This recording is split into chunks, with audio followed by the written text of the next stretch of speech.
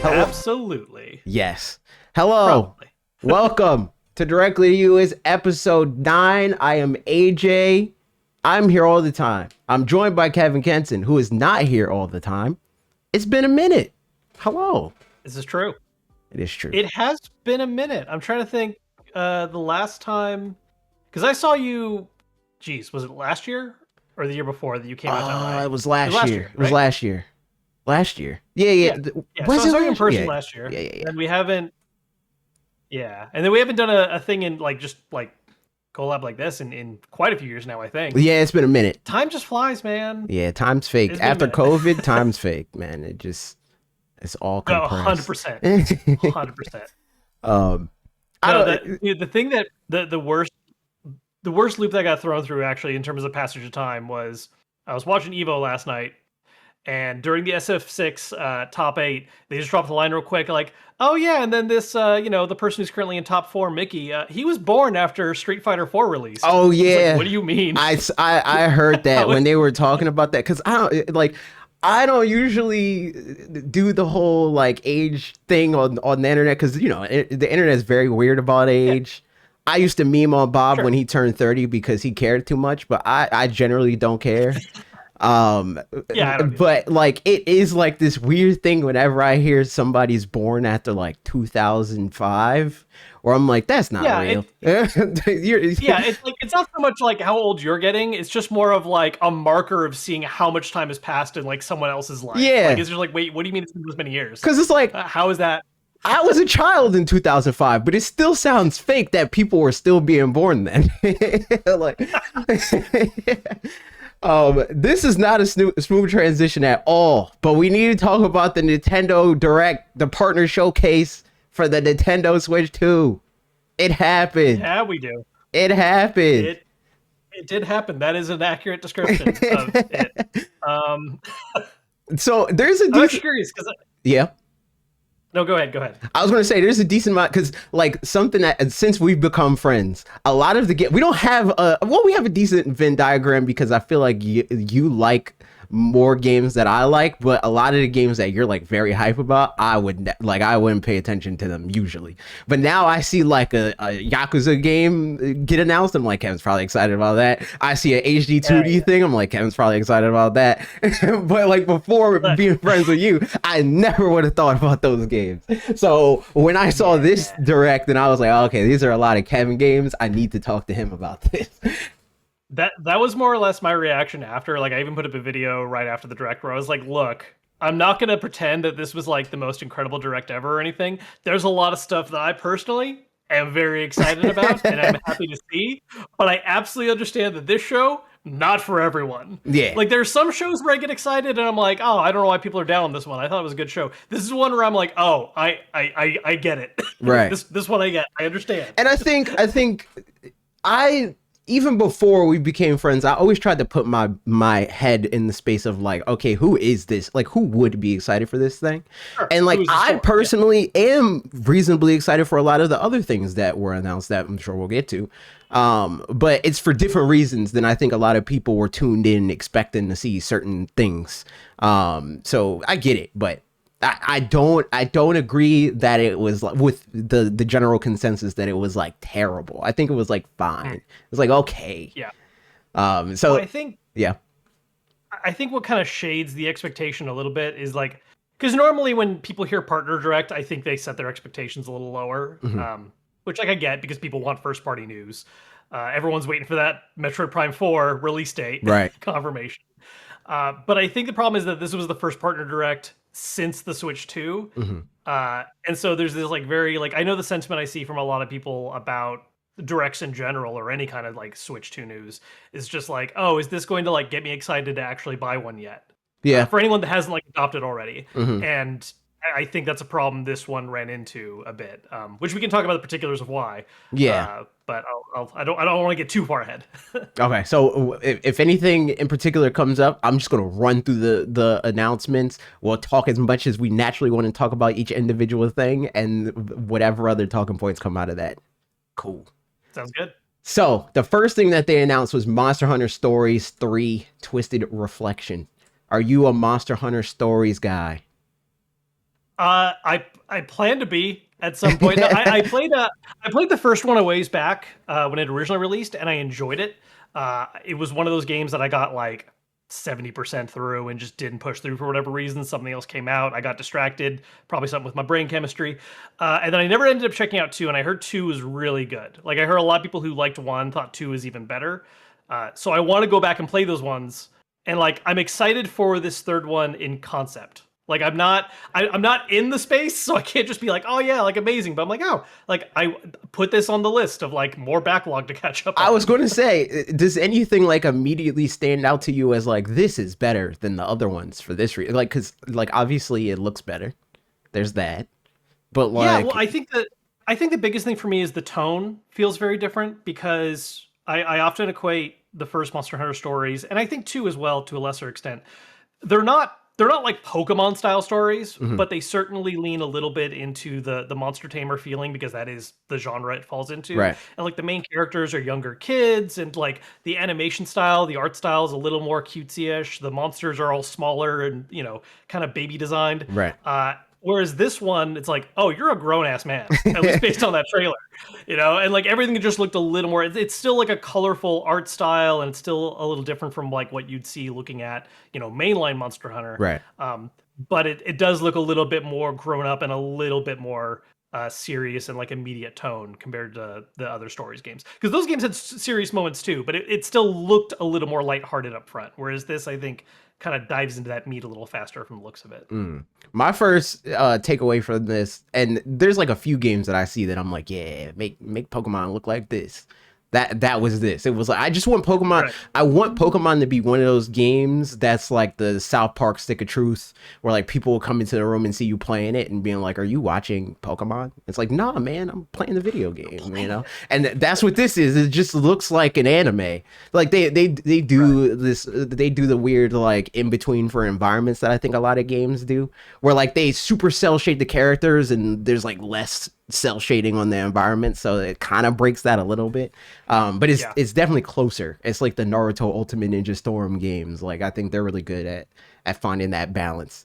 So that was like the Yeah. the one thing that really stood out to me for this is that it definitely looks really good, and I'm Oh, interested. absolutely. I'm interested. I'm gonna check it out, especially now that I work with Capcom a decent amount, so I can probably get this and stream it, see if it's my thing or not. But I don't know. I don't know. I'm not super amped, but I'm curious. I am Yeah, it's curious. like you're open to it. You're not just like immediately like shutting down on it. Like no, like this. Okay, like let's see what this is about. I am curious too because that was the other big thing is that I believe it has been confirmed that this one is still going to be a turn-based style RPG. They're Hmm. not changing the core combat or Yeah. anything, but we still haven't seen what that looks like, right? And so there are ways of like keeping it turn-based, but keeping maybe the action energy a little higher, Right. especially because again, like you're saying, like the art style in this just looks a little bit more like anime in motion, and so Hmm. I'm very curious if that momentum is maintained once you're actually in battles, or if it just becomes very stagnant at that moment because they just didn't show any for this one. Yeah. So We just I don't got know. this cinematic tone trailer. So the next thing, Once Upon a Katamari. I understand this is the first new Katamari game in like 12 years or something like that, which is It insane. is. I Yeah, play. well, it's hard to track. Mhm. I was just gonna say it's hard to track because like there have been multiple Katamari games that have come out, but it's just been Yeah. like Like re-release after re-roll it. re-release Yeah. after Right. re-release. Right. Right. Yeah, I've like so played it it. even took me a moment. I was just gonna say I played a decent amount of them, but it's like the game that like I'll play. I'm like this, I like the vibes, and then I'll play it for like an hour, and then something else will come out, and then it'll be like, all right, I'll play other things now. It's like it feels like a game that's just like turn your brain off, get dopamine of making giant ball, but that's not sticky enough for me to stay there for whatever reason. No, for sure. I get that. And that I think that's a fair like I think there are some people that can just like go all in on that kind of experience and Mhm. like they're good. But I could also see how like depending on what it is you're deriving like joy from in games where it's like, yeah, this is a fun distraction, but it's not going to be like your main thing right now. Right. Uh I will say I haven't really been keeping up with a lot of the remasters and stuff, so it even took me a moment to be like, oh wait, this is actually new. Like while watching the trailer, I was like, oh wait, this isn't another like re-release or anything. Like this is actually like, oh okay, like hold up. And so I'm more excited about it now, knowing that it is like a proper new one. but like, yeah, I haven't really been like super into Katamari since like the PS2 days, and so I think this might be like finally the time I like give it a serious push again. Have you push because Katamari? Have you played a That was lot? Like, totally have you finished a Katamari game? Like, how Oh far? yeah. Oh, okay, okay, Oh okay, yeah, okay. I finished it. I mean, it's been a long. I mean, again, I was playing back on the PS2, so Mhm. like it's been a minute. Right, right, right, right. But I have, yeah, this is a series I have like properly played through a game on. Okay, yeah, no, I haven't. I haven't done that, but I don't know. Maybe this one would be the one that get me because, like, I don't know. It just seems like the kind. Which, in fairness, obviously, like I just said, I haven't gotten that deep, so I don't know. But it feels like, what do you do? Like, what does a new game even mean? Like, how do you be I like? mean, I mean, like a lot of it is like stage design, and it's almost like weirdly a platformer in a sense because you Mhm. are trying to figure out like the optimal pathing and like what direction you need to go to be able to accrue things. There is a high score element to it and like a completion speed kind of aspect. But even like I think for me, I just play it on vibes. Like I'm there Mhm. for the music, I'm there for the visual style. There are sometimes like little tiny gags or jokes if you're paying attention to the world layout because of like certain NPCs are very clearly meant to be certain real world people. Right. Or there's like little objects or things that are references to real world things. And so it's just like a very fun, like, I, you can absolutely go brain off with it, but if you actually do like try to focus in a little bit more on the world that you're playing through, there's just all kinds of fun little tidbits like that to enjoy. Gotcha. But yeah, like the progression is primarily just like get to new areas and figure out the best way to make giant ball and shoot it into space. I'm down. I'm gonna check it out. I'm gonna check it out. This is a B game for me. So far, two B games in a row, as far as I'm concerned. It's like, I'm reasonably interested. I will check it out. I don't know if I'm going to 100% it. I don't know Yeah. if it's something that is like necessarily a day one cop for me, but I'll check it out eventually. Kind of thing. And I think to go back to what I was saying earlier too about people wanting it like games to justify buying a Switch 2, right? Like you wouldn't buy a system because Absolutely of either of these not. games. Yeah, Right? no. Like these aren't going to make you go, okay, it's time to spend that 500. Like Mm, that's not yeah. the reaction you're getting at least from these Right. ones No. for sure. I'm definitely on the other end of it of like Mario Kart. I bought it for that. Donkey Kong Bonanza was like they hit me with my 1-2 punch. It's like Mario Kart is like, okay, we have the thing that I know is going to get playtime long term, and they have the game that I'm super excited for personally. Everything else is just I'm playing with house money now. It's like whatever additional thing to play on my new fancy toy, I'm here for. But I do, yeah, I definitely get it on that end of like people that don't feel like it's justified to spend that $450 to $500, Right. and potentially more in the near future. Who knows? Ooh, Yeah. that's some other news to talk Oof. about. Yeah. We'll get to that. Trust me. Okay. I'm sure that this is an easy skip for everyone involved. Just Dance 2026 edition. Joke's on you. I love that shit. No, Oh, I got nothing. you know Move on. what? The floor is yours. No, I got nothing. I got nothing. All right, new Just Dance, cool for people that love that. This actually did surprise me in one very small way. Dragon Ball Sparking Zero. Now, I made a video last year talking about games that I think are like a shoe-in for Switch 2, and this was one of them. I did not expect for them to also put it on the original Nintendo Switch. I'm surprised by that part of it. Yeah, that is especially because it's like if you had the ability to do that before, Yeah, you should have did it like, at why was launch. it not? Yeah, unless it was just a matter of they knew the Switch 2 option was going to be available as well. They didn't want to like pace it out that way. I don't know. Yeah. Yeah. It's interesting. I mean, I'm sure getting it to run optimally on the Switch is taking more work than a lot of other platforms just because of like how old that hardware is. Right. And so maybe they just really needed that time to make that port work. Mm. But yeah, it is interesting that this much later, we're getting the announcement of not just for the new system, but like, oh yeah, also that one too. Yeah. That was like one of the games. So Dragon Ball always did, like on Switch, they did that whole song and dance that I think decreased as time went on, but it's still like ever present. Where developers are like, I don't know, man, this is an impossible port. We probably not going to be able to do. Dragon Ball FighterZ was the first good example of this, where they're like, we don't know if this game will run. And then a year later, like clockwork, it's here. Buy it again. And I literally bought Dragon Ball FighterZ like 4 times. I bought it one time. The first like 3 times it was I bought it for myself, and then I bought it 2 other times for friends and family. And then I bought it again because it came out on Switch and that's where I want to play the video game. So it was like, ugh, I hope that we don't go down that rabbit hole again. I feel like it'll be a little less common, especially with Japanese developers. I have less faith in the like, which I think it'll be in here, even though it was like a highlight mention. Borderlands, like I think those kinds of developers that are like, our audience is hardcore gamers. You guys can get it, but it'll come out when it comes out, kind of thing. Like those developers will still be there. But a big thing for me that I think we'll see more. I don't know if it's going to be universal, but because Switch 2 is more capable and they already have to make Series S versions and iPhone versions of games, I don't see why not prioritize Switch 2 at the same time. Oh, I mean, there's going to be a lot of, yeah, I think Switch 2 day and date simul launch is more likely, because I also just think in general multi-plat day and date is becoming more and more standard. Right. I mean, you just see a lot of devs now being much more open to doing multi-plat ASAP. A lot of Japanese devs, in fact, right? Like Square Enix is like, hey, you know what? We were doing that time exclusive thing, wasn't working out great for certain titles. So maybe we do actually start putting this stuff out simultaneously. And there can be pipeline issues where it's just like, okay, logistically, this one's just going to take longer. We got to figure it out. Right.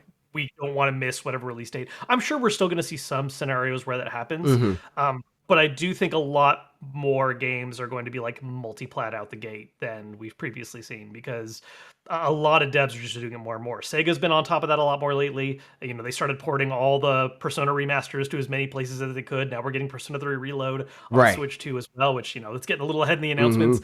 But yeah, like I think the day and date and like the rebuy thing, the only major rebuy thing I'd see happening right now is all the games that came out in the last 5 years that Switch 1 could just not handle and is now coming to Switch 2. Exactly. Like that's the biggest rebuy going on right now. I think we'll definitely get that drip feed. Like that's going to happen where it's like, oh yeah, like this Sparking Zero. It's like that came out a year plus ago, but you still want it, right? You know, we'll get that, and we'll get the like, if we do get Grand Theft Auto or, you know, like those like bigger games that were like impossible or not feasible, we'll get them as like Nintendo fans, you can have it now. But I think most of the games that will make it from third parties will come around the same time, if not like a little later.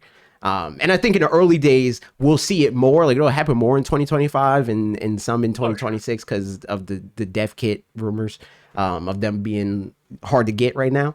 But I think once all that's sorted, we'll see more third party stuff.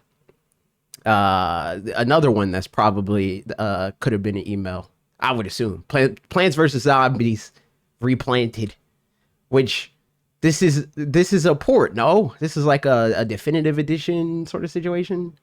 I'm gonna be honest, my eyes glazed over on this one.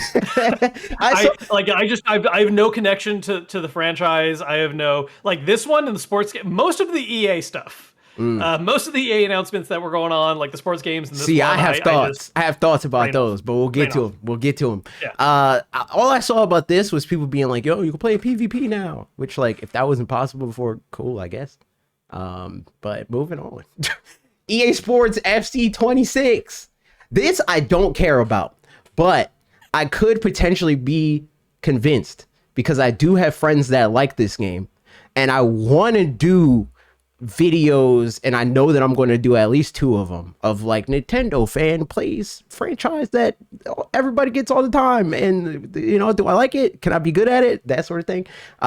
Sure. Maybe this is one of them. But I don't really care because I don't have as many people that I know are like super interested. I just had like 2 or 3 people be like, and you might even see somebody in the chat being like, "Oh, HAFC," you know, like that kind of. It's like, yeah. But yeah, I don't care. Yeah, no, and that's kind of like my take on it too. Like, I don't really like. I used to be the kind where I'd like actively like give people crap, like, oh, like sports sims. Like, no one actually likes that, whatever. Even despite the fact they make tons of money, right? But like, I some just people, like that's all they do is just play that. Yeah, sure. But like, I don't like, and that's the thing, right? Like, I used to like be in the mindset a little bit of like kind of shaming that mentality, but like, you know, man, they like what they like, and like, you know, enjoy it. Right. Like, I hope it's a good. I don't know if this was a port situation or just like an announcement for a simultaneous release coming up, but like, I hope it's good, and I hope it runs well on Switch. I think that's my biggest curiosity actually for like a lot of these sports sim style titles is like what the performance comparison would be, because like the realism aspect I know is a big draw of it, right? And so seeing how Switch 2 does comparatively and like how well the handheld mode runs, I think is probably my actual like bit of curiosity for it. So far, I've been hearing good things about the wrestling game. People were talking about WWE 2K and said that that was decent. The only complaints I was seeing is I think that's a game key card, which we'll also get to.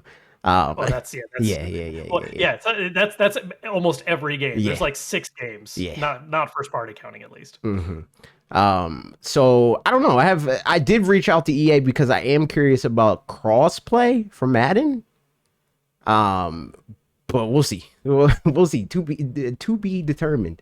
Next game, Pac-Man World 2 Repack.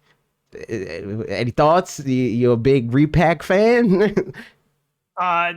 No, this is another one that look, honestly, like so much of the middle section here is where like I dipped out. Like the bookends, like the opening and Yeah. closing were super strong for me. And then like this goes back a little bit to like what I think part of the issue with this direct is like the kind of multi-platformness of it all. Mhm. And yeah, like re-releases and remasters and like it's not that those are bad things.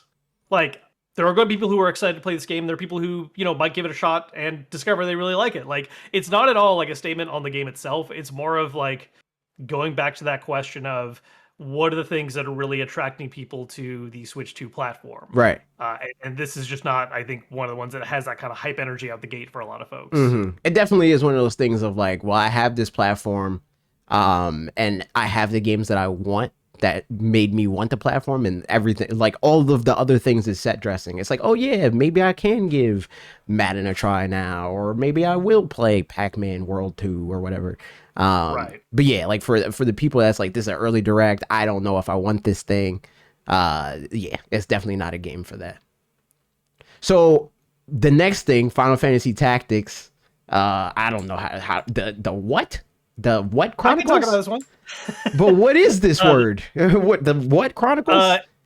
Ivalice. Oh, okay. It's the setting that the game takes place in. So it's like the okay. Chronicles of that world is the naming. Okay, scheme. okay. Yeah.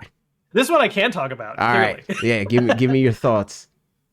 Yeah, I'm excited about this one. I mean, I was so excited about it when we found out about it back at, I think it was the State of Play or the PlayStation, whatever term they used for their last big conference. It was revealed there initially, and we knew already it was coming to Switch and Switch 2. This was just kind of like a nice like reinforcement and actually showing up at a Nintendo event. I'm hyped about it. This is one of those ones where I run into a weird, me being the old man who wants to yell about having my physical games. This one doesn't run into the issue of being a game key card, but it does have the weird situation of there is no Switch 2 physical. You just buy it Switch 1 and you get a free update. Gotcha. So I'm curious how actually different the two versions are. Like I'm sure there's like a performance increase and like probably like a frame rate like boost, you know, like they uncap it or something. But how much performance are you getting like, out of this game? Right, exactly, right? It's a remaster of a PS1 title. Like, and it's not emulation. It actually is like a new game built from the ground up. They had to remake it. They lost the source code. That does sound like a Square Enix thing to do.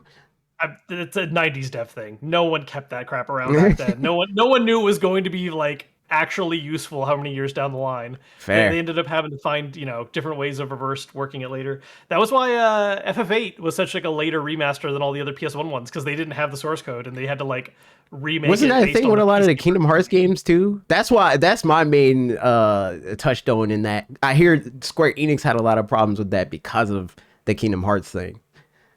Maybe, yeah. I don't know. I'd have to talk to my podcast co-host Cam about that. He's the Kingdom Hearts guy of us too. Yeah. Shout out Cam. All right, next game. Oh well, here we go. Persona 3 Reload. Here it is. This was another game that I don't have a lot personal stakes in this, but it was one that I'm like, this is happening. They're going to put this on there. Like, if Switch 2 was out when it came out, it would have been day and date kind of situation. Timing's bad. So yeah, absolutely. There was no question in my mind that this was going to come to, I mean, again, like I was saying earlier, Sega is much more on board with trying to get more stuff everywhere. And so like we're seeing that push happen right now. Like when they did the Switch 2 reveal, one of the things right away was like, oh, like Yakuza, like we're, you know, Zero is being re-released with the director's cut on Switch 2. Right. And now with Persona 3 Reload, like they're trying to get as much stuff on that platform as they can. And 3 Reload's a cool game. You know, the only issue it runs into is like whether or not you've already played it somewhere else, and if you're willing to buy it again for a Switch 2. But Right. if you're a primarily, Nintendo only person, and you've been waiting for a way to play it, like this is awesome. There's a way to play it now on Switch 2. Yeah. It's Also, just I a mean, game to start. I think a lot of people in our space discount this possibility because of Steam Deck, but it also does still have that like, and you could play it handheld now because Oh yeah. more people already own Switch 2s than own Steam Decks. So like, even though it seems like less of a thing for people like us, it's very much so still a thing for the general public to be like, oh, I could play this easily on a handheld device. So I think that Absolutely. there will be people that double dip for that reason as well. No, 100%. I think there's a lot of people who still don't think about Steam Deck as an immediate option for like Mhm. as cool as Steam Deck and other PC handhelds are. I think a lot of regular consumers just don't. They want a traditional simple system. Yeah. Like just give me a thing that like I pop the card in or I buy it through the dedicated shop. I don't have to worry about like adjusting graphic settings or figuring out like doing certain workarounds if there's a specific game that's not compatible for some reason. It's like I bought a Nintendo Switch. I know this is a Switch game. Cool. Trust me. Uh, and I that works for a lot of identify people. with them way more. So, like the only reason why I even bought a Steam Deck is because Bob was like, "Yes, it's user friendly enough." It's not. It's not user friendly enough for me. It is 100% the most user friendly of like the PC handheld Absolutely, space. Like for sure. but it is not the same thing as like a Switch 2. Absolutely. Yeah, Like, yeah, like yeah. Switch or even like the old school PlayStation handhelds. Like it's not a traditional handheld in that sense. It bridges the gap a lot better, but it's not. But I quite there. still am gonna have to open the settings window sometime. At some point. Yeah, I'm gonna. One game that just Yeah, if it's a newer game, I'm gonna have to open it. I'm going to, or I'm gonna have to do a Proton the layer or whatever it is. I'm not trying to do all that. So for that reason, I get it. And I don't know, just for the convenience sake, depending on what's surrounding it, even though it's not immediately my sort of game most of the time, I might check this out just because convenience. It's there. I will say, if you're gonna check it out, I mean, 3 is my personal favorite, and Reload is a good remake job of it. So, like, if I was recommending anyone a first person to check out, that's the one I'm pushing. Even though everyone's usually gonna yell 5, but People yell 3's 5. great. I hear a lot of people yell 4. I hear 4 and 5 a lot. It might be groups you hang out with. I mean, 5 is certainly the one that led to the audience blowing up. Okay. Yeah, There's like yeah, a lot, that's fair. like a ton of people like 5 was their first game. Mhm. And I'm sure we'll see with the remaster or remake of 4 coming up. I'm sure that's gonna like restart that whole combo because now it's gonna be like, oh, all 3 games are in this updated visual style and they're now available on like every goddamn console. So Yeah. like which was the best one?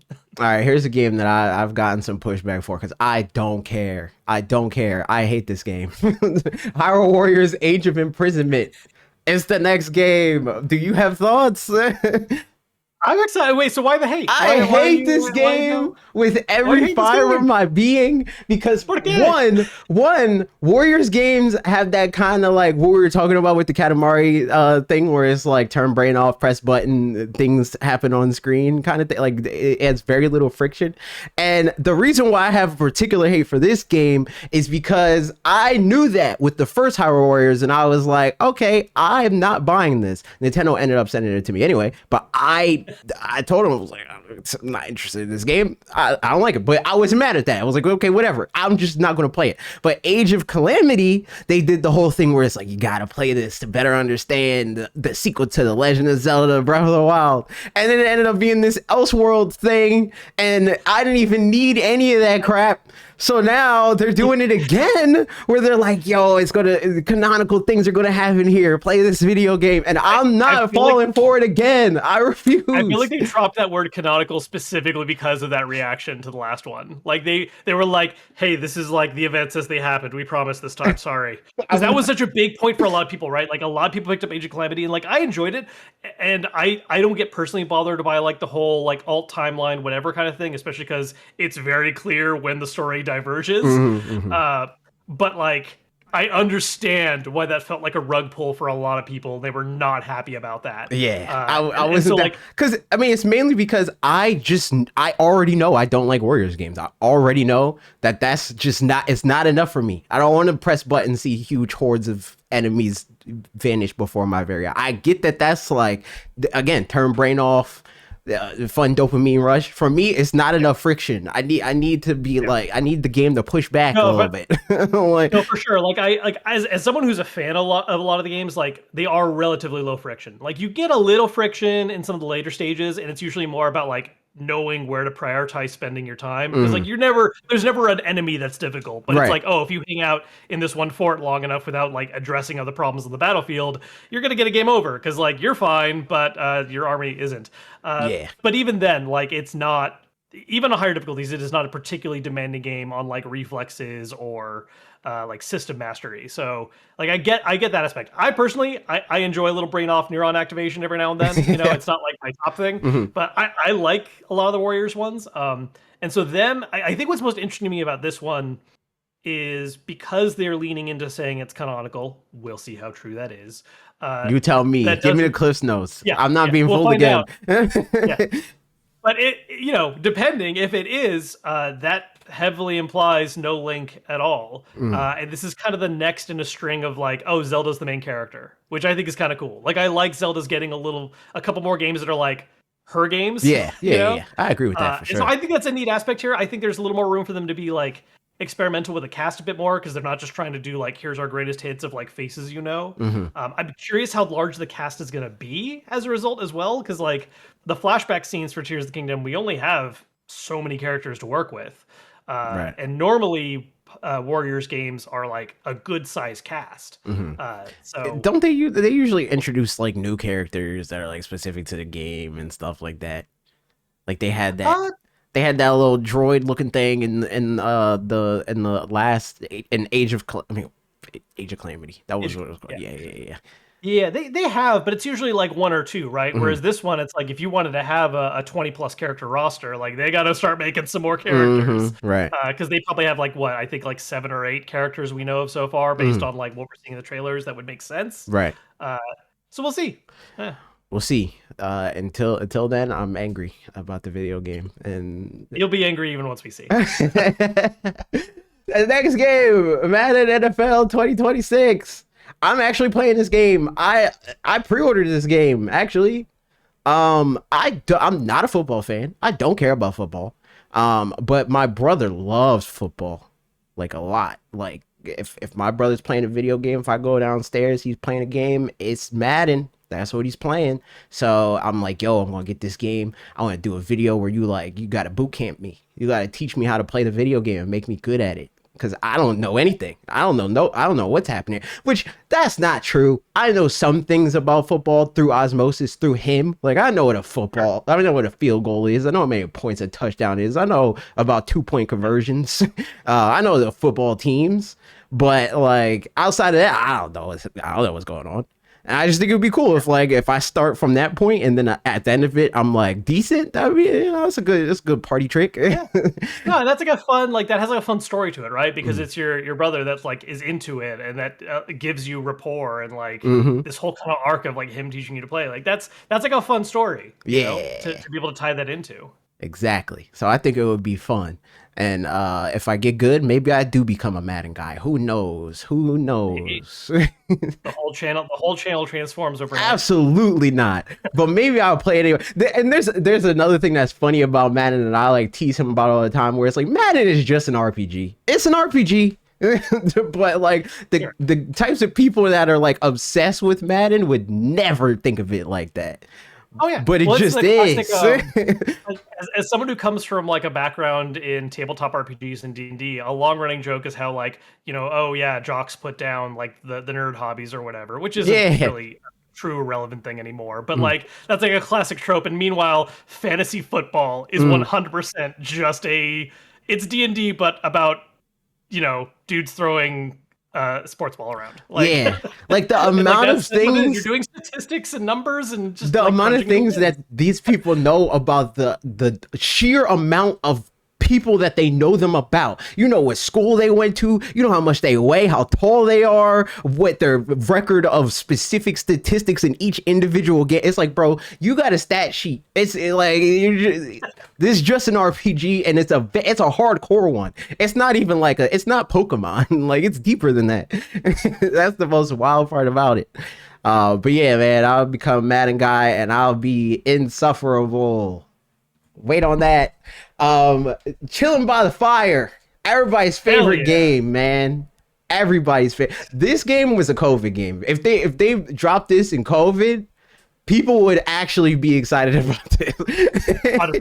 No, like, honestly, you are not wrong. Like, I think there's still like an audience for this, and I actually do want to check it out. I meant to earlier, but oops, other plans got in the way. Yo, I'm down. I'm down. Like, it's a neat little thing. And yeah, if this came out during like peak COVID, if this was like a late 2020 release, oh my God. Yeah. Like, they sold 10 million copies if this came out in COVID. Yeah. Massive success. Yeah.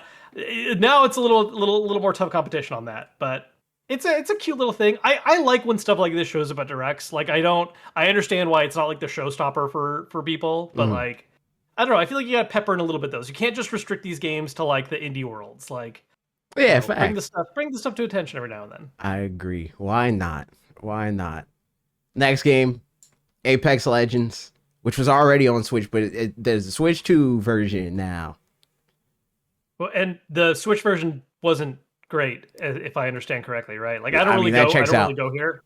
Yeah, I don't go here, but as I recall, at least when it launched, that was not one of the better multi-platform moments for the system. Yeah. That checks out.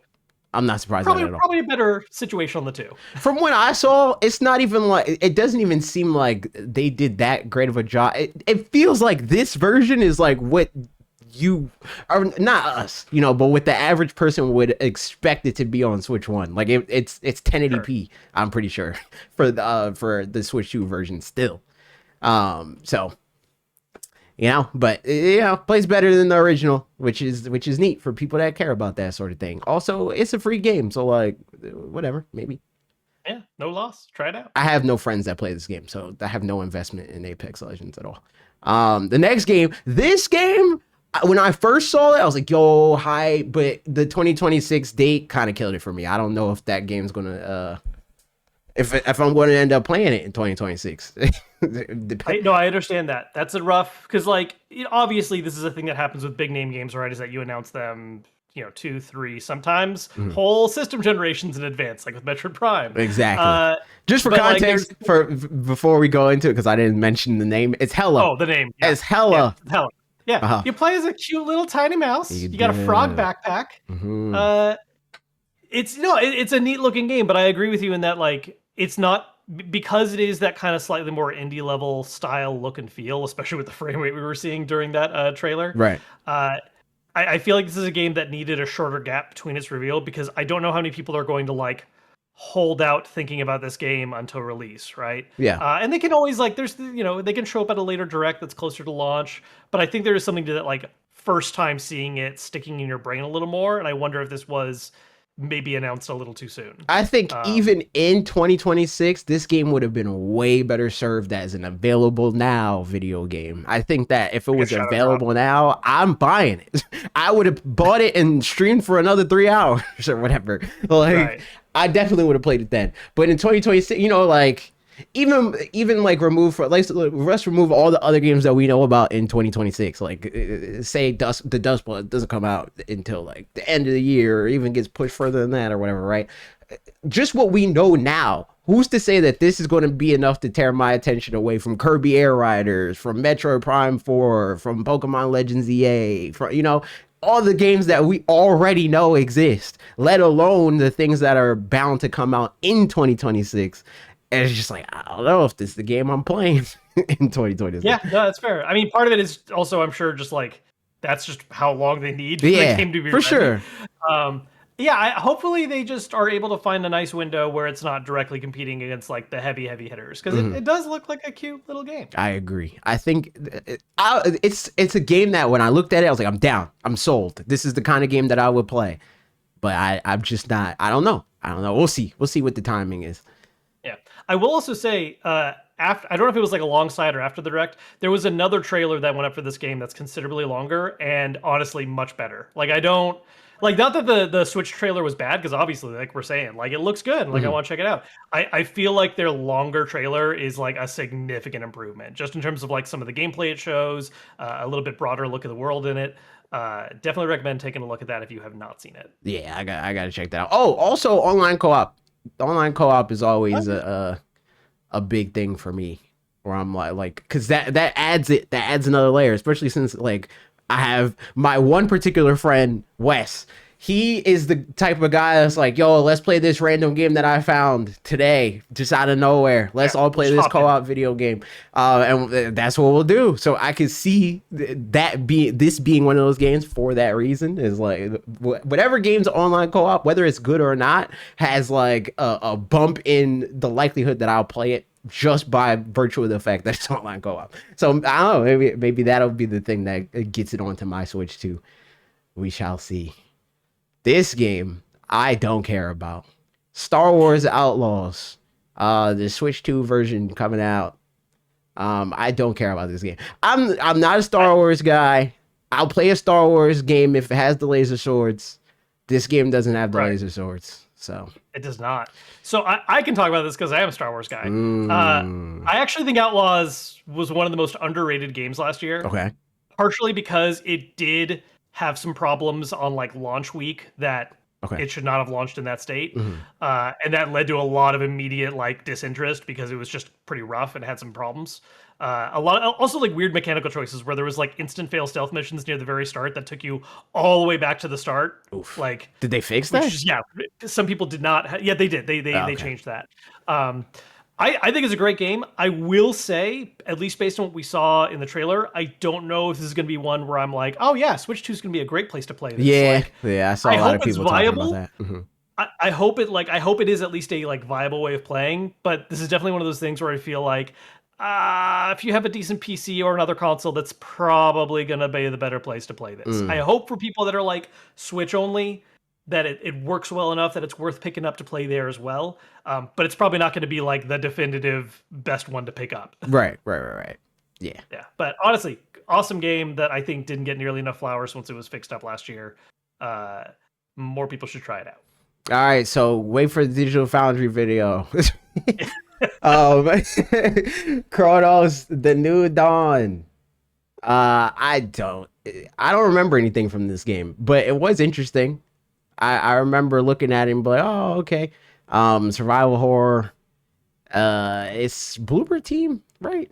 Yeah, it's Bloober Team. This is their first original game releasing after they did the Silent Hill 2 remake, which I think the really fun, important thing to point out about that is that like Bloober Team hasn't made like a ton of like bad games or anything, but Mhm. like I feel like a lot of their main titles for a while were sort of like, yeah, cool, like that's another horror game I can play. Right. They were never like good, you know. It was just like, okay, like I can get another one in. And I don't remember the exact words, but I swear there was an interview around the time that Silent Hill 2 remake was coming out where one of the devs was even like, look, we get it. We've kind of been making slightly shitty games for a while, and we want to fix that. Like we're trying to make better stuff moving forward. And like Silent Hill 2 remake was great. So this is like, okay, this is your first like original title now since coming off of a high of like that game was good. Right. So So this game let's probably see, like will let's be see if too. this one works out. Yeah, like I hope so. I dig the look of it. I like survival horror.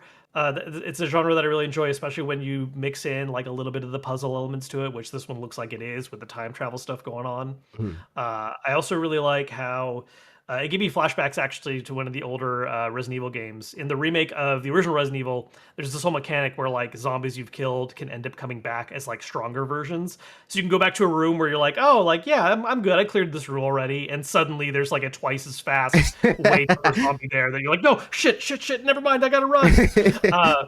And so this game has a similar mechanic to that where there's enemies that can like absorb enemies that you've killed and that transforms them and makes them even tougher. And that's just like a fun, I think, way of being like, oh, even if you've like cleared an area or you think you've like kind of made something safe, it's not Not necessarily me. going to be that way. And so like just adding that kind of dread and horror feeling, I'm all for. I'm very curious about this one. I hope it's a win because like I think it'd be great if like Bloober kind of has this arc of like, yeah, we made like fine stuff for a while, and now we figured it out. Like we got we got the formula, we dialed it in, we have the right team, the experience is there. Let's just start, turning out bangers. I'd love it. I'm We'll down. find out. It's also in the, granted, significantly better timed. It's in the hella territory for me, where it's like, you have my attention. I'm tentatively interested, but it's pending if other things have my attention more. And I don't, if I Right. don't have the bandwidth for it, because this isn't the kind of thing that I think I'll be able to get a video out of. But it might get streamed. If it was October specifically, it's a little bit earlier than October. Maybe spooky scary game month. This is the video game that you play. So I don't know, maybe I'll play it for that. We'll see. We shall see. All right, now this is another you game. Yakuza. Hell yeah. I mean, I'm very excited about it coming to Switch. I'm happy for people that have not had the chance to like play more of the series. I think them already porting Zero, and we're now finding out. So one was released on the regular Switch last year. They coincided it with the TV series, Right. and along with announcing Yakuza 2 or Kiwami 2 coming to Switch 2, they were like, oh, by the way, also Kiwami 1 is going to get a Switch. So update, what's the difference for here? Switch 2. What's Kiwami specifically? What is that? Kiwami is like the remake name. Oh. So like the original Yakuza 1 and 2 were back on the PS2 back in the day, and then Kiwami 1 was, I think, a late PS3, early PS4 game, and then Kiwami 2 was just straight up PS4. Oh, okay. And those are like, they're like remakes. Like they added like new plot, they redid a whole bunch of stuff. There's like additional things. It's a pretty hefty remake, and they're great, fantastic titles. So yeah, like this is one of those ones where I think it runs into the problem of like, this has been available for a minute on a lot of other platforms, so there's a pretty good chance you've already had an opportunity to play this before. But if you're in that specific demographic where it's like, hey, you've had a Switch for the last 8 years and Switch 2 is the only system you care about picking up, try this out now because you can. And I absolutely love and adore the franchise. So I think so many of these games, like the only actual negative is timing.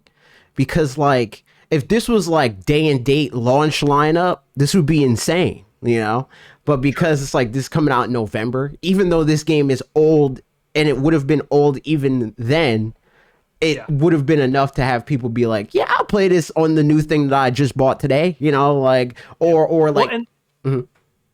Oh, I was gonna say, you say that, but like that was even one of the things that came out. I mean, some of this is also people maybe calling things a little too early, but like that was one of the things with like, oh, like all of our third-party releases on Switch 2 like aren't really doing so hot so far. And it's like, yeah, you ported a lot of old like stuff. 3 to 4 year old games Right. that people might have already bought elsewhere. And also things are just expensive right now. I don't know if you know this. A lot of people are not doing great financially. So I'm very familiar. We'll get to that. We'll get to that. Yeah, like the ask of buying like a full price new release of a game that you could get for like $20 on PlayStation 4 is just like, I don't want to spend that's right absolutely true. And I'm not trying to discount that. I'm just saying like even more than it would have been the case like if they released it earlier, it definitely is in November 2025. Like it is not helping. Yeah. If I'm buying a game like this, it's the day that I buy the console, not in November, like so that's a pass, probably. Another November game, Goodnight Universe.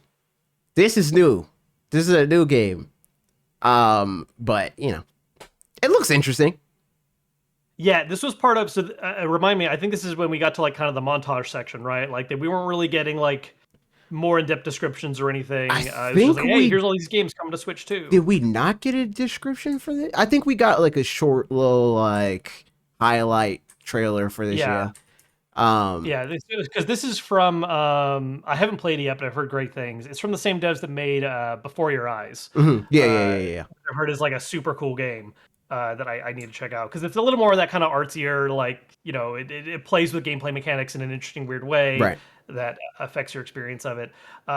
Just based alone on how many people I know absolutely love Before Your Eyes, this has my attention as well. Like as a result, just like, oh, like they make good stuff, so I better keep an eye on good stuff coming up. Right.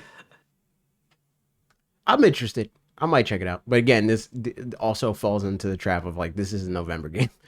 And I mean, Yeah, for what it's worth, Nintendo doesn't have a November game right now, so right now. I mean, they have like 4 games without release dates that are that supposed to is be this true. year. So That is true. But like, something's gonna trip me up, imagine man. Prime 4 being their holiday game. I don't know if I imagine that It- universe being very likely. yeah, I'm.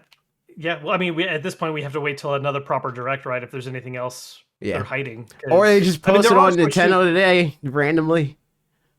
Yeah, maybe. Yeah, they just drop it. Yeah, just like, oh, by the way, this is coming out in like 6 weeks. Yeah, because I can see them doing it. They've been doing it. I mean, they did that for. I mean, it's not like we got hard info, but wasn't there like that Splatoon spin-off game that was just like, oh, by the way, this is Yeah, a yeah, thing we're yeah. They also announced working on. Raiders on, and they've Like, I been know we. doing a lot of their like movie updates on Yeah, Nintendo today as well.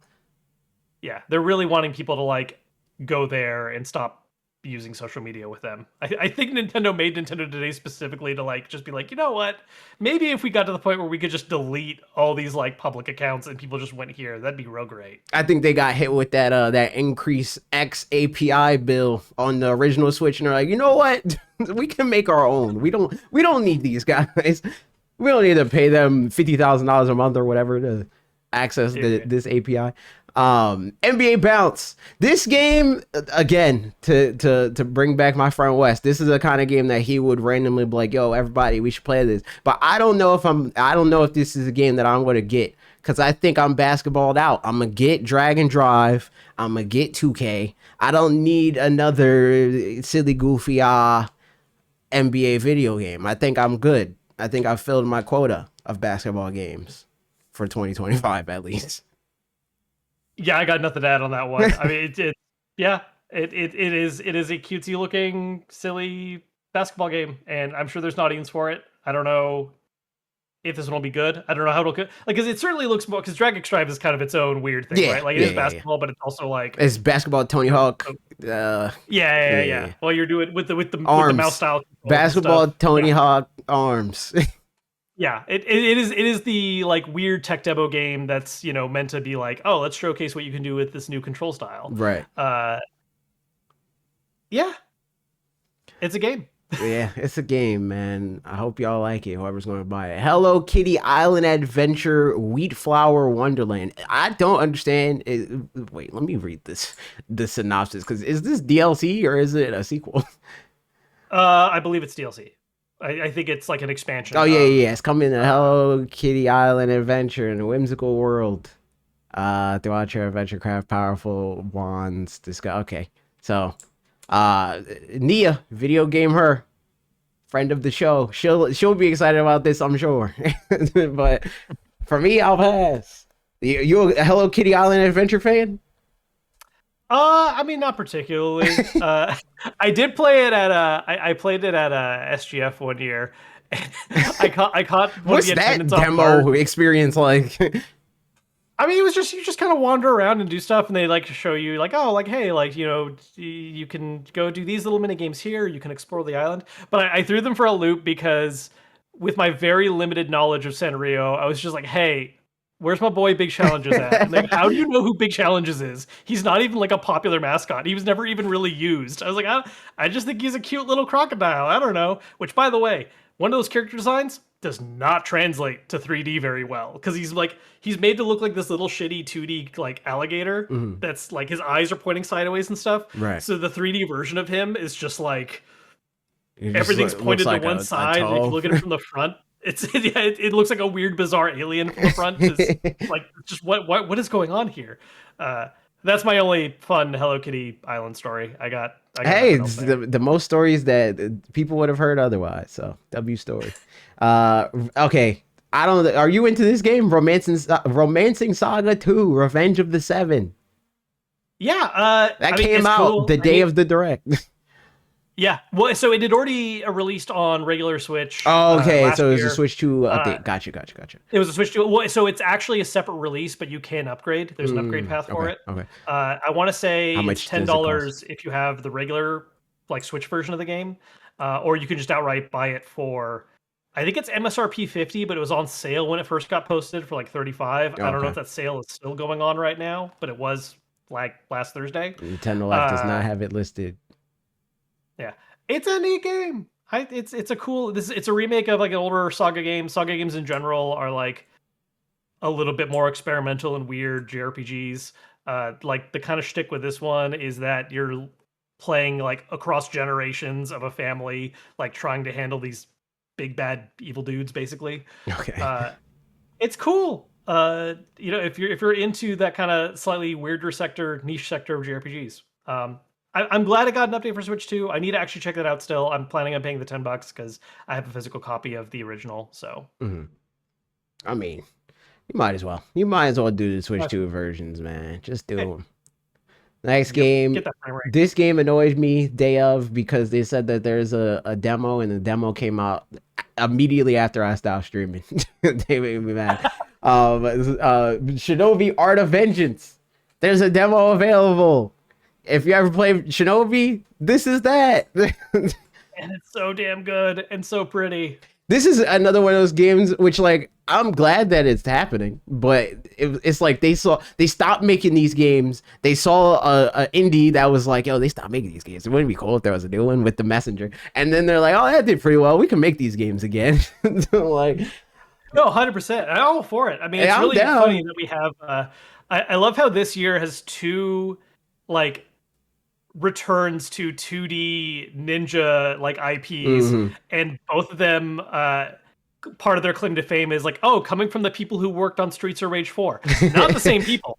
Two different teams that were both involved with Streets of Rage 4. But we Just got at the Ninja Gaiden same Ragebound just company. recently, and then Shinobi is now happening, which yeah, Art of Vengeance is really freaking cool. I haven't played the demo they dropped, but I suspect it's probably the same demo that I got to play at SGF. Damn cool game. It looks I cool. like hype stuff, beautiful animations. It's from the team that did like the kind of visual style for Streets of Rage 4, which is this really cool, like vaguely comic book, vaguely animation, Mhm. like but yeah, I love so games good. that look like that. The game looks cool. I'm down. I wanted to play it immediately, but they told me no.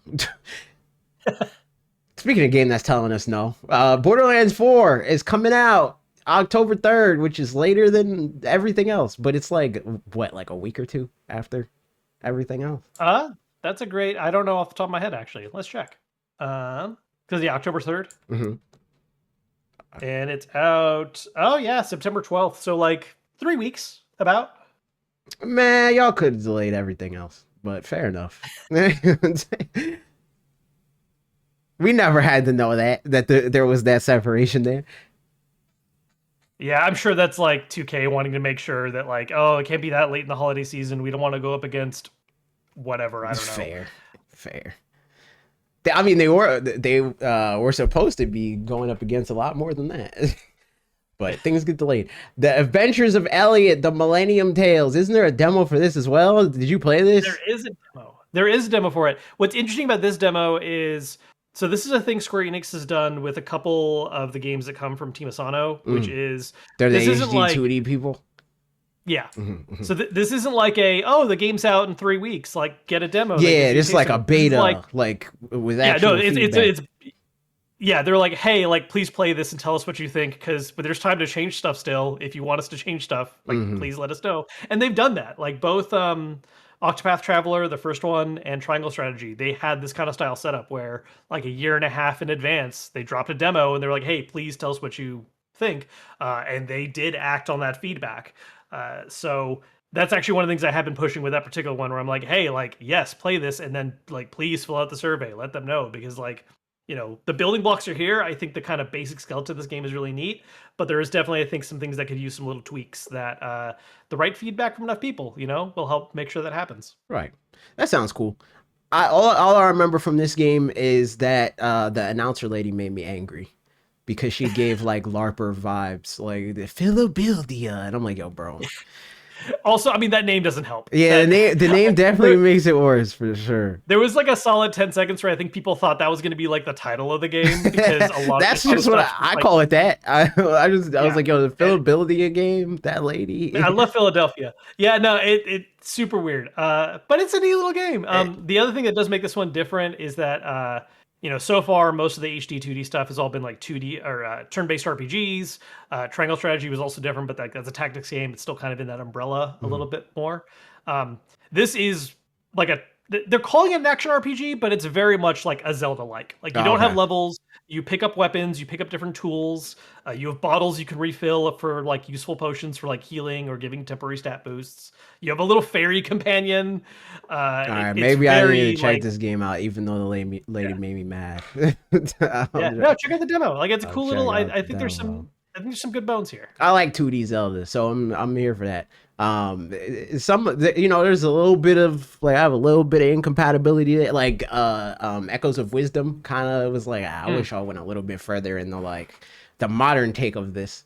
But I prefer 2D Zelda over pre Breath of the Wild 3D Zelda. So Mm. Mm. there's a chance that I like this, I think. If that's Yeah, give it a what shot. this game is. Speaking of HD 2D, Octopath More. Traveler Zero. Right? Zero? Yeah. Zero. Yeah, zero. I look again, like me, all about it. Mhm. Like these two closers, pure fire for me. But like I get why some people like there's some folks who I think are actually like angry about HD 2D games existing. They're like, why are we making I new think games that's that just look like an crazy. older yeah, no, it's bizarre to me. Mhm. But I understand like two of them back to back at the end might feel like a little much, Mhm. especially when like those were kind of the stinger announcements, right? Like the big Yeah. bookend announcements were Monster Hunter Stories 3 at the start, and now these two HD 2D Square Enix games back to back. Right. Uh, so like if you're not into that, it's like cool, that was it. Like that's how we're ending this. Okay. Me though, ate it up. Um, So what are like expectations with this game? Does it look like it's a big change from two? It is a bit of a it is a bit of a change. So what's interesting about this one actually is that it is so something that happens with a few games is that you'll have like a mobile release title that is meant to be like a gotcha game, right? Right. And then eventually they're like, oh, here's like the offline version. That's kind of what's happening here. Oh, okay. This is using the same kind of basic premise and storyline and aspects from the Octopath mobile game that was Champions of the Continent, but it's like heavily reworked. Like Mm. they add this whole other plot line about rebuilding your hometown. You make your own custom character instead of just relying on the things you pull. They don't use a pull system in this one. There's like 30 set characters that you can recruit by adventuring and meeting them across the land. So it's very interesting because it's like they're taking stuff from their mobile game, but they are reworking it to being like a proper from the ground up single player game. Like they're not just like, getting rid of the gotcha element and sanding it down. Like they are changing quite a bit. I'm surprised I think people the aren't cool being positive about that because I feel like people would have liked that with the like Kingdom Hearts mobile game to bring that back. Uh, Sure, yeah, 'Cause- like with like good effort too, right? yeah, because like Yeah, those are like the kind of and especially with them because they're like if you want to understand the full story you got to play everything and it's like I don't want it's to play a relevant. mobile game. Are you stupid? And if they did this, I think people would be excited if for that Yeah, franchise, but for this one, for every reason, it feels like people are like this game.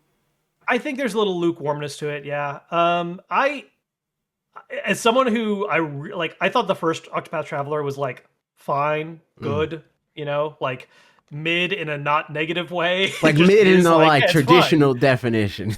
Like, Yeah, exactly. Not dismissive, just like, yeah, it's fine. mhm. I thought two was fantastic. I thought two fixed all the right stuff in all the right ways. Um, I will say what's interesting about the mobile game that they're bringing over to this one that's also different is you actually have 8 party members in combat at once instead of 4. So it does this whole like frontline backline thing where you can like tag parties in and out and gives you a few more options of doing like really big damage payoffs. Uh, Plus, with having that many characters, it's just nice to have more slots to work with. So yeah, I think it's neat. I'm looking forward to it. I do know that I get how this is not necessarily like the closing stinger people want, but boy was I the target audience for it. I'm happy for you. The direct it didn't make me mad. I was like, okay, Yeah, this fair because like I was there when this game was announced, and this was treated like a pretty big deal back then too. I think yeah. if this game was like a Nintendo Switch 2 exclusive, even I think people would have treated it with a little bit more reverence of like, oh, Well, and is this that's again? yeah. So now that we're kind of at the end here, right? I think that's one of the biggest issues about people feeling on this direct, right? Mhm. Is that again, that concept of like, oh, what's going to make me feel like it's worth buying a Switch 2? Like, what's going to make me drop that 500? Right. And I haven't double checked every single release, but basically everything here is multi-platform. Certainly all the big tentpole announcement ones, Hmm. like Monster Hunter Stories 3, that's multi-plat. Uh, Persona 3 Reload and Yakuza and all those are later come ports. Right. Octopath and Adventures of Elliot are both confirmed to be multi-plat games as well. So it's like, cool, like here's all your big announcements and reveals, and I can play those on any other gaming system that exists. Right. And it's like, Exactly. if you like, what's making me buy a Switch 2? You know, like it's cool like that they're coming to that platform as well. But I think because we're so close to like right after the Switch 2 release, there's that kind of hanging question for some folks of just like, should I spend the money yet? Should I spend the money yet? Usually for me, I mean, that's just true for me with every platform. So I like that's the miscommunication between me and the people that have this reaction. I'm Right. like that with Xbox and PlayStation too. I'm waiting for them to give me a big exclusive reason to want to buy the thing. Whereas Mhm. I feel like a lot of people are like, all right, what's the box I'm going to play Call of Duty on, or whatever your Right. multi-plat of Yeah. choices. Um, And the Switch 2, as we said earlier, does come with one built-in reason, which is like, yeah, but you can play this on the go. exactly, exactly. And like that is a good selling point. Like, don't get me wrong, I primarily use it as a handheld. I Mhm. don't really ever dock unless I need to capture gameplay. So I think my thought process, and I'm gonna start with the one that is the least relatable. For me, it's like I have a Nintendo platform. That's just what it is. I can make money by talking about Nintendo games, so it's advantageous sure, for me to play most things on Nintendo if I can help it. But I even mean that's further, why I like picked up the system right at launch too. Same reason. further removed from that, it's like I always lean towards Nintendo anyway, just based off of like if I'm buying a console and like I do just have one choice or whatever for Christmas or whatever, Sure. I'm gonna pick the Nintendo one because I know I'm gonna get Smash Brothers there, I know I'm gonna get Pokemon there, I know I'm gonna get Mario Kart there, so on and so forth, blah Yeah. blah blah. So like if I can get other games on that same platform, cool. And related to both of those two things combined, if I don't gotta switch around HDMI's and like do that whole thing, and I can just play everything by just turning it on and I'm there, I'm down for that too. And there's the online aspect of it where it's like I don't pay for all these subscription services all at once, especially now with like Xbox and being on the BDS list. I don't really want to Yep. give them money if I can help it. So I would prefer to just like only pay that $80, even if it goes up a little bit, a year to play online on my Switch and not have to worry about paying for PlayStation Online, unless they specifically give me a reason to, not the Right. third parties. You know. Yeah, and I think that's part of it too. Like you were saying, Nintendo is like your primary platform, right? Hmm. Like you just know that's where you're going to be picking stuff up. And I think there are people who are in that camp and still waiting just because they like need that specific game to drop, right? Right. Like I know a couple of people that are like, when's the next Monolith game or when's the next Fire Emblem? Like I Yeah. need that. Like Right. give me that announcement and then I will finally buy in. Hmm. Donkey Kong's not cutting it for them, even though it's a freaking fantastic game. Yeah. Uh, For sure. it's just what they're looking for, you know. Yeah, they're And waiting for so Smash Brothers. They're waiting for the big Pokemon. They're waiting for exactly. yeah. And then it kind of reverse of that is that there are folks where, you know, their home system, their home thing is Xbox or Right. PlayStation or PC. And Hmm. so they are waiting for like the okay, like Nintendo, like what's the you specific thing I gotta Yeah. pick up, Where's you know? Mario? That kind of Yeah. thing. Yeah. Where's Which I get. Pikachu? Where's Zelda? I get it. Yeah. Which is fair. Again, I was there. I'm still the thing that's the most crazy to me. Why like the way people talk about Nintendo in this time period is as if they're slower than everybody else to get to the point of like the system seller. I still don't see a PlayStation or Xbox Series X and 5 system seller. All the like big PlayStation and Xbox games that I've seen and wanted to play also could have been played on PlayStation 4 and Xbox One. So like, Yeah. There's some that I really enjoy, and I also just like having the performance boost. But mhm, like, yeah, they were very slow to it. I mean, they supported cross-gen for a long time. Part of that was the bad timing of like them COVID launching happening in right at COVID. Yeah, yeah, the yeah, drop. yeah. Yeah, like, that doesn't help. That certainly was a thing they were working against. But we're kind of past, I think, that point Yeah. of being like, oh, well, that's why. Like no, it's been 5 years now. Like there could be some more stuff now. Hmm. Uh, yeah, like I really enjoy some of the exclusives they had, but I understand why it's like you're looking for that specific game. And I think the funny thing for Switch is that honestly, I think we're on track. Even with just the games we know about, it'd be nice to have more locked in release dates. Right. I think this is like a very solid first year, first 6 months. Like just Yeah. 2025 alone. Like I'm looking at what they have and what's supposed to be releasing, assuming we don't see major pushbacks. It's like, oh, we're getting Switch 2 versions of Pokemon Legends EA and Metroid Prime 4. We're getting Kirby Air Riders. We got Donkey Kong Bonanza and Mario Kart. There's one more I'm forgetting that's supposed to be this year as well. But like that's like a solid 6 months. I think the problem we run into with Switch is that people also look back at the original Switch's first year when Nintendo was really backed into a corner and they were like, hey, new Zelda, new Super Mario 3D, and everyone lost their minds. Yeah. I think that I see that comparison brought up a ton. The thing that's funny to me in that regard is like looking at this, like if you just look at like the properties that are being represented here, the games that are coming out this year is like a fake E3 leak from like 2010. You know, it's like new Pokemon game, new Donkey Kong, new Metroid, new Mario Kart, new, you know, like we have all those things on the in this first year. And I don't know, did they say what year Raiders is coming out? Is Raiders supposed to come out this year or is that next year? Splatoon. I don't think we got a date for that. I think they were just that like, might have by not the been way, a year. Okay. Okay. Yeah, I don't know. I'm sure it's coming out within like the first year of the life cycle, just based on when they announced it. But I don't know if that means 25 or like early 26. Right. But there was something else this year, though. I swear. What am I forgetting? It's gonna bother me now. You'll think of it when it I'm just gonna yell it out randomly. Yeah. But yeah, no, I think that there's a lot of cool stuff that's coming out this year, and I think even like with Switch, like in like at the time in 2017, people were looking at Switch in a very similar way. I think to a T almost. There's some exceptions that we'll get to. There's some different reasons, but like people were looking at that launch lineup like it was bad until it wasn't. You know. Right. So I don't know. I think we'll get a little rebound. And the one last thing about the presentation that we don't have clarification on, but according to some people that apparently know things about what the partner direct was supposed to be, there was at least 3 games that they didn't show that they were supposed to show. So interesting. I know there was some that showed up at Japan that didn't show up for us. Like they had more Dragon Quest. There was a third HD 2D Square Enix game. Yes.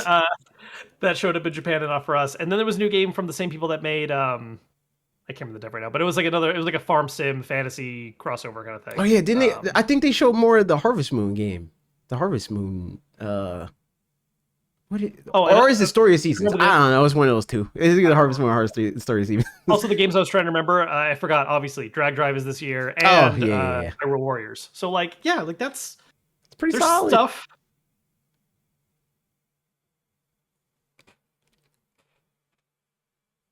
Oh no!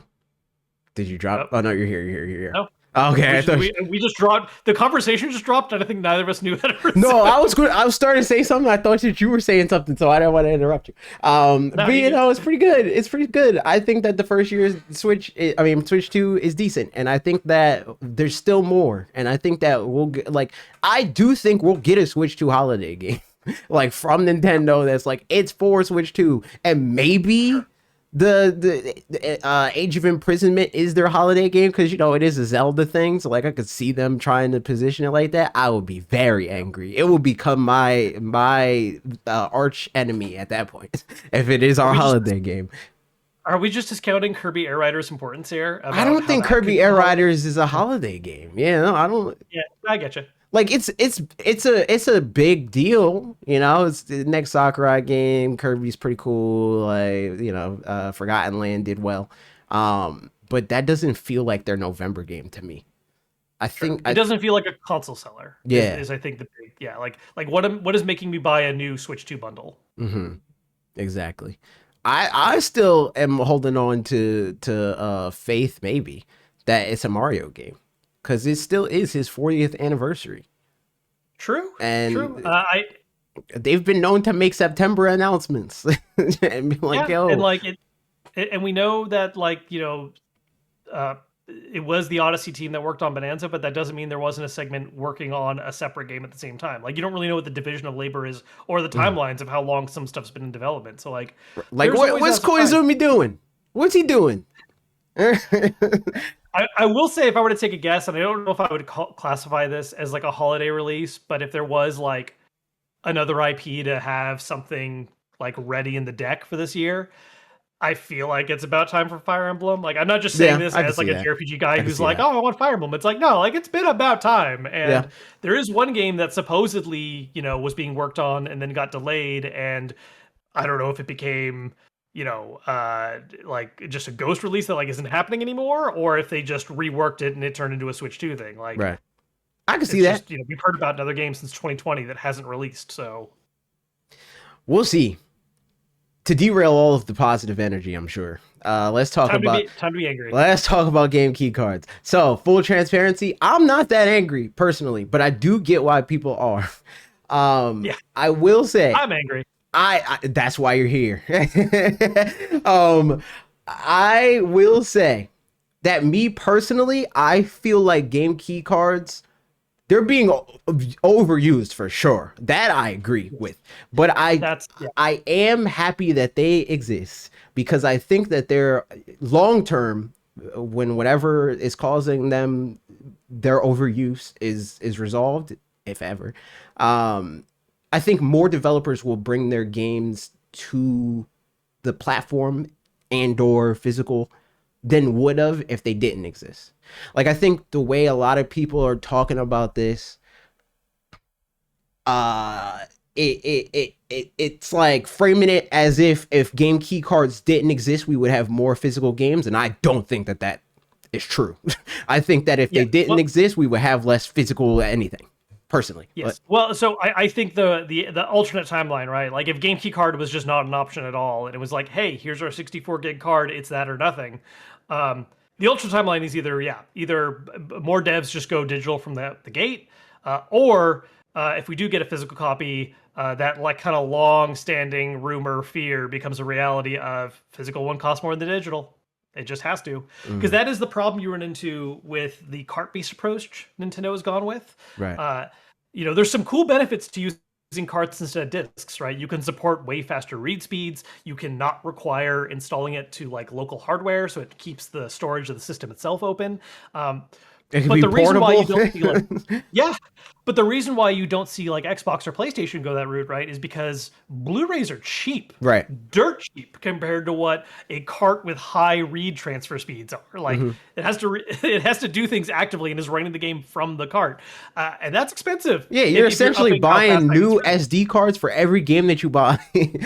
Yeah, and I believe now I don't think this has been hard confirmed anywhere, but the figure I've heard thrown around for how much that costs as far as like a how much it costs devs for like printing on one of those is that it basically takes a chunk of like 10 to 15 bucks Mm, out.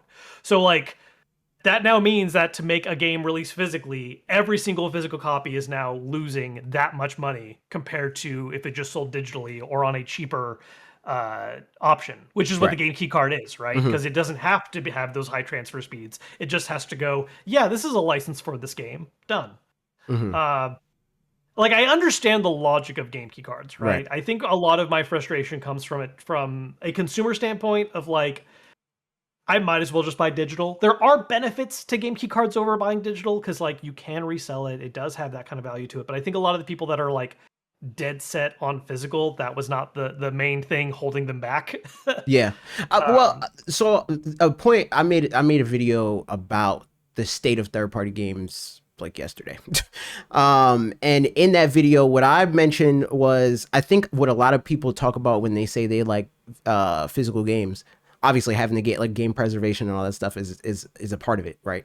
But I think the most popular talking points that I see people talking about is like having the box to put on your shelf, being able to resell the video game.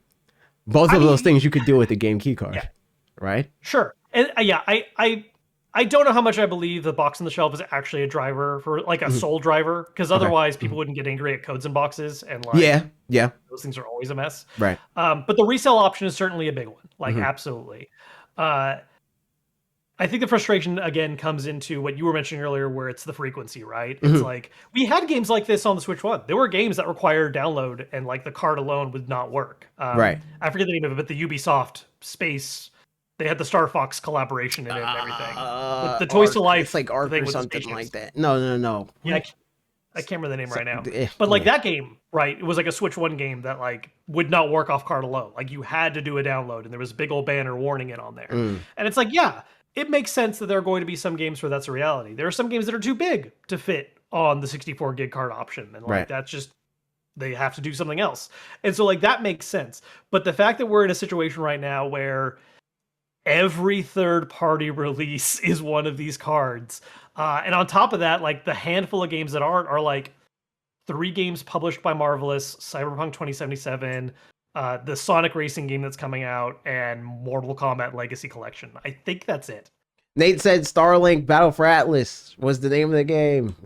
Hey, um yeah, that is the one. Yeah, so what was I going to say? Oh, so I think my last like thing that makes me annoyed with the discourse is like a lot of the problems with Switch 2, it just feels like people are screaming at the wrong people. Cuz like they're the way people are talking about it is like, well, Nintendo is withholding the 8 GB carts. Nintendo doesn't manufacture, this isn't their technology. So how do we know that the 8 GB carts even exist? Like, as far as I know, all of the games that Nintendo has released, they put their games on cart and they're all 64 GB carts, as far as I know. So yeah, I haven't heard anything about the existence of at least none that are being in use. If it does exist, like if it exists, it's like an option that just was never picked. right. So if like the way that it feels like the framing is that it's like N64 days of like in SNES and NES where Nintendo is like controlling the means of production and they're selling people in mass. Here's carts and you can't sell them back to us. So, you know, buy as much as you're going to need, and if you can't sell them, then oh well, you know. This is like another manufacturer being like, we're only producing this storage capacity option and use it or don't, you know. It sounds like they're trying to produce more storage options now, but which they should. I think they should. I agree. I think that we need more small options. I think more games should be fully on the cart. But if the problem is that the storage capacity that they need doesn't exist, and it's between paying for more than what you think you'll need or what you think you're going to be able to justify and the amount of like units you're going to sell or whatever, I'd rather them have that option than to not, you know what I mean? It's like harder for me to be mad about it if it's like this is like a newer technology we don't manufacture at capacity that we thought we would at different sizes and stuff like that, and it's easier to like just manufacture the biggest size that we make than to do the invert, like kind of like how TVs work, where now it's cheaper to buy a bigger TV because the way they're manufactured is they make them big and they go small from there. Yeah, That's what it feels like where we're at right now, where like a small cart would be like a boutique item almost. yeah. Well, it's similar to how like with when Xbox and PlayStation made the transition over to SSDs, right? Like buying expandable storage was so much more expensive Right. when that first started because it's like this is still relatively new tech and they have not figured out a way of mass producing this Right. at a cheaper scale. So like if you want to get more storage in your system, here's how much you're going to have to pay.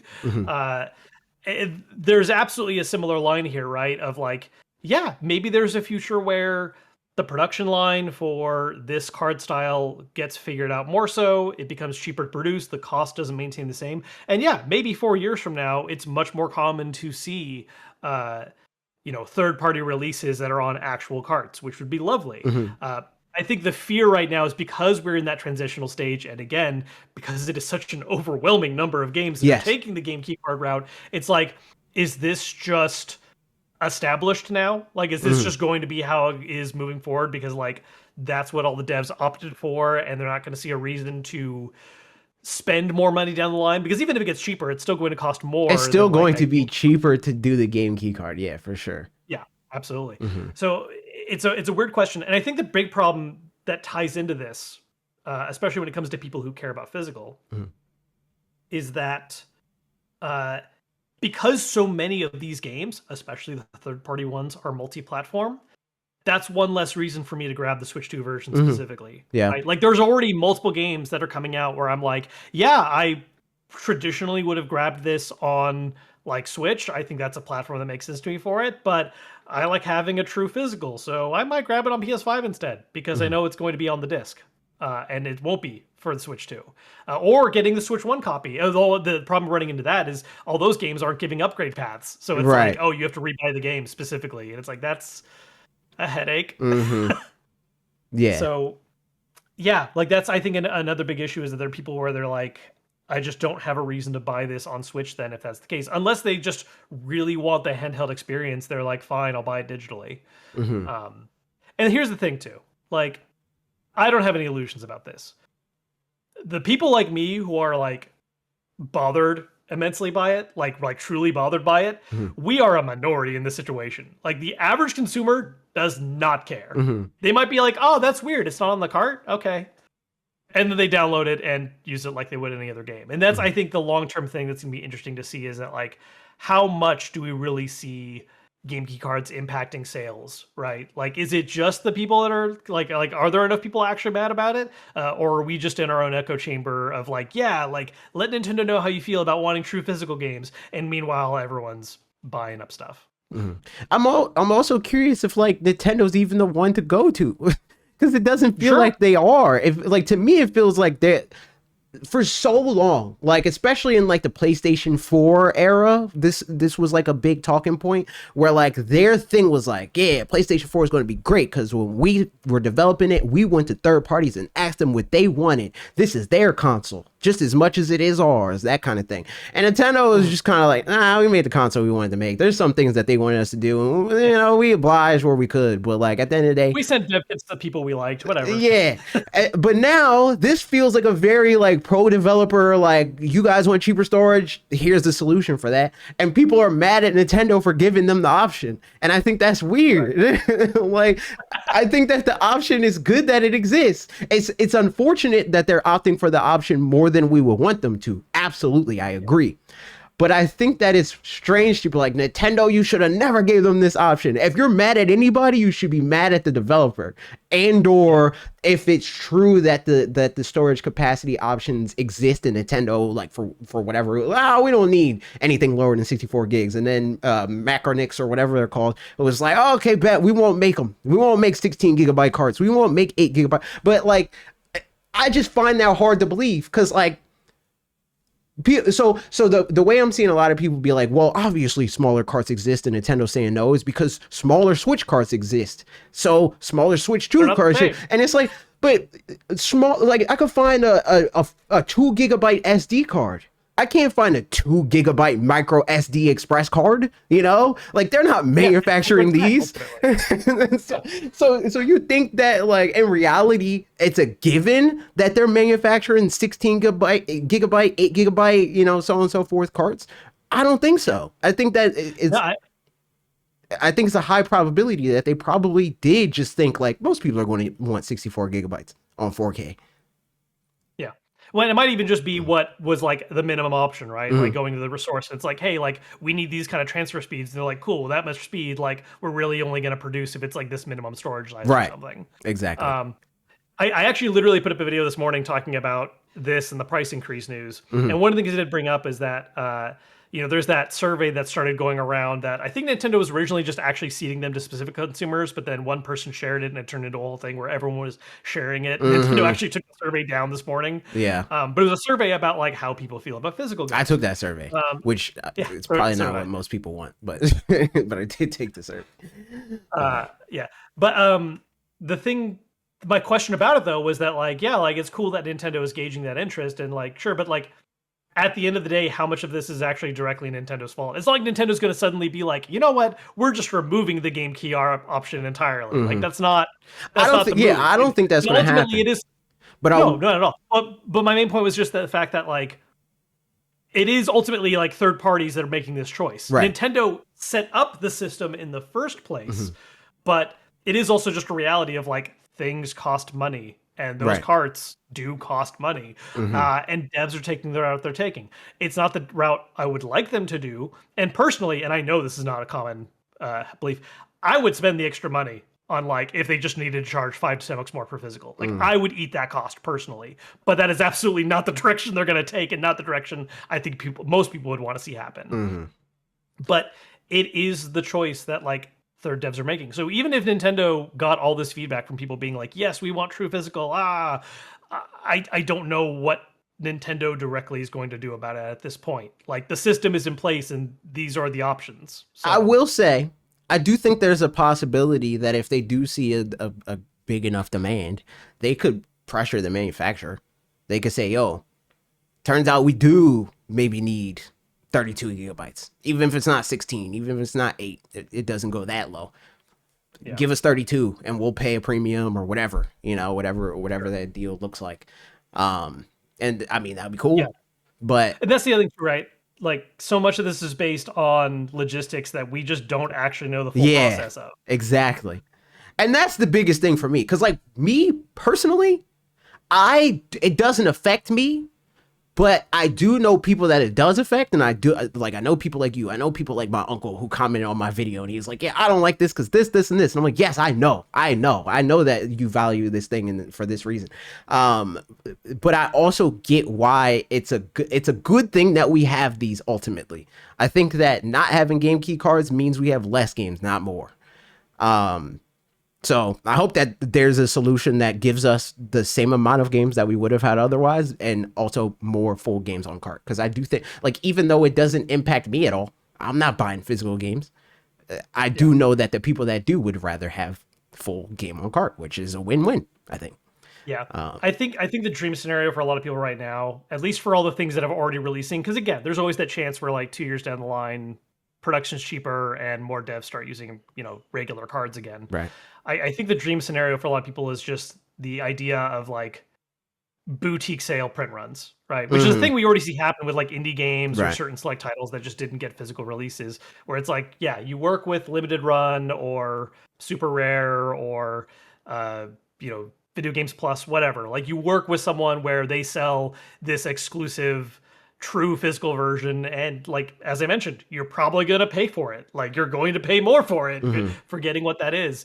But I think that at this point, at least for all the games we're eventually gonna have to catch up on, that is like the best case scenario. Like you don't see suddenly, Sega being like, never mind, Persona 3 on the cart starting 2026. Like that's not gonna happen. I don't see that happening, at least. Unless it is in that kind of partnership, dedicated run kind of situation. Yeah, we'll see. I did want to touch on the price increase elsewhere. I think this is another thing of like people are mad at the wrong people, and yeah, this one 100%. Yeah, and it's like it frustrates me because I think a lot of the people, and some of them I can verify, some of them I know, where it's like, this was preventable in a way that you do have direct impact, and you chose to use your impact to guarantee this happening, and that says the defense we need to go on that.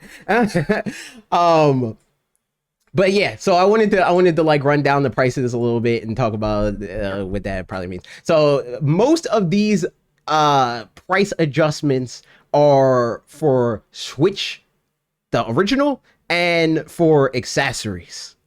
We got the Switch OLED, that's $400, up 50. Standard Switch $340, up 40. Switch Lite $230, up 30. Joy-Con $90, up 10. Switch 1 Pro controller $80, up 10. NES controller pack $70, up 10. N64 controller $55, up 5. SNES controller $35, up 5. And then we have the Switch 2 accessories, which is the Joy-Con charging stand $35, up 5. Pro controller $90, up 5. Joy-Con 2 $100, up 5.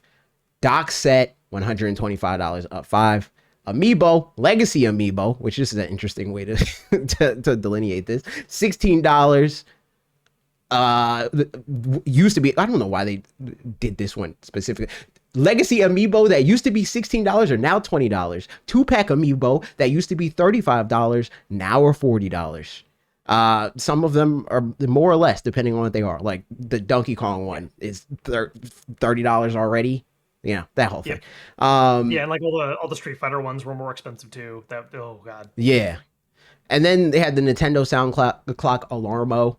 It's up $10. It used to be 100. That's 110. And then Canada also has a bunch of changes. Switch OLED, it's 490. It used to be 450.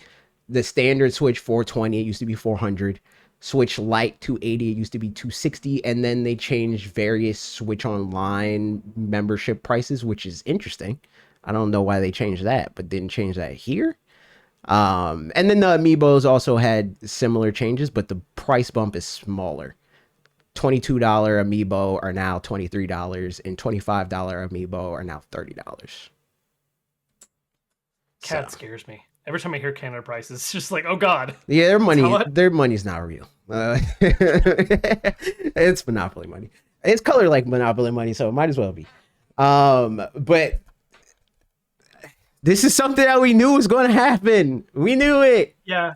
Well, I think it was weird. So we knew a version of this was going to happen. I think people are caught off a little guard by like the exact form it's taking. For two specific reasons. This was also part of what I talked about in my video today.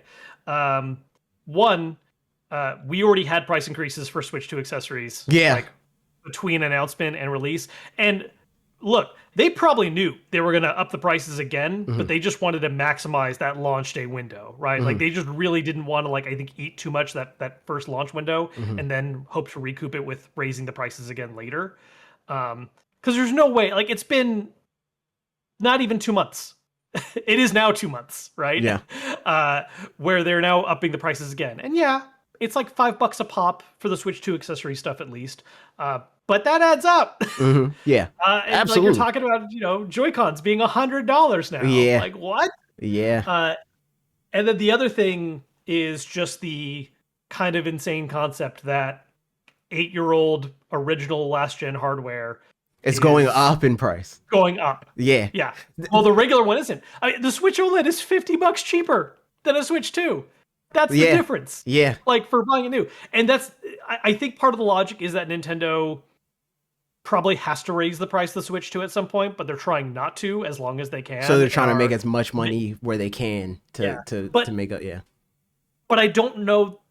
That doesn't make sense to me as far as like a large scale project, because like the gap is so closed now. Who's like I'm sure some people are still going to buy like regular Switches for whatever reason, but it's like when the regular Switch is barely over $100 cheaper, it's like, are you really going to spend that right now to only then have to maybe buy a Switch 2 years from now? Like, save up the extra $100. The argument Switch I'm OLED, seeing people $50. try to make, like somebody commented this on my video yesterday. They were like, the Switch 1 it still looks like a better deal than Switch 2. And I was like, in what universe? Like, in what universe does the Switch 2 look like a worse deal than the Switch 1? And this was after the price increase, mind you. Yeah. It's like, not only are they not lower. You said what? The number's lower. It is a lower number. Cheaper. It is a lower number for sure. Yeah. But you objectively get more games on the newer thing. If this wasn't a backward compatible, mostly there's some games that don't work, backward compatible piece of hardware, then sure, bigger library. Yep. But you can not only play that bigger library on your Switch 2, you could play enhanced versions of that bigger library on the Switch 2, and you play Switch 2 video games.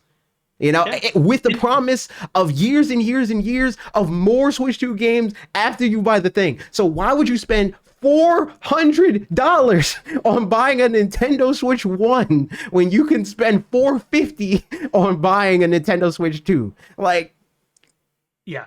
I mean, that's where I'm coming from. Yeah. And not only that, but like games that are, Switch 1 releases, but actually work on Switch 2, like Pokemon Scarlet and Violet. Like, that is a night and day difference. Yeah. That is a significant difference. Yes.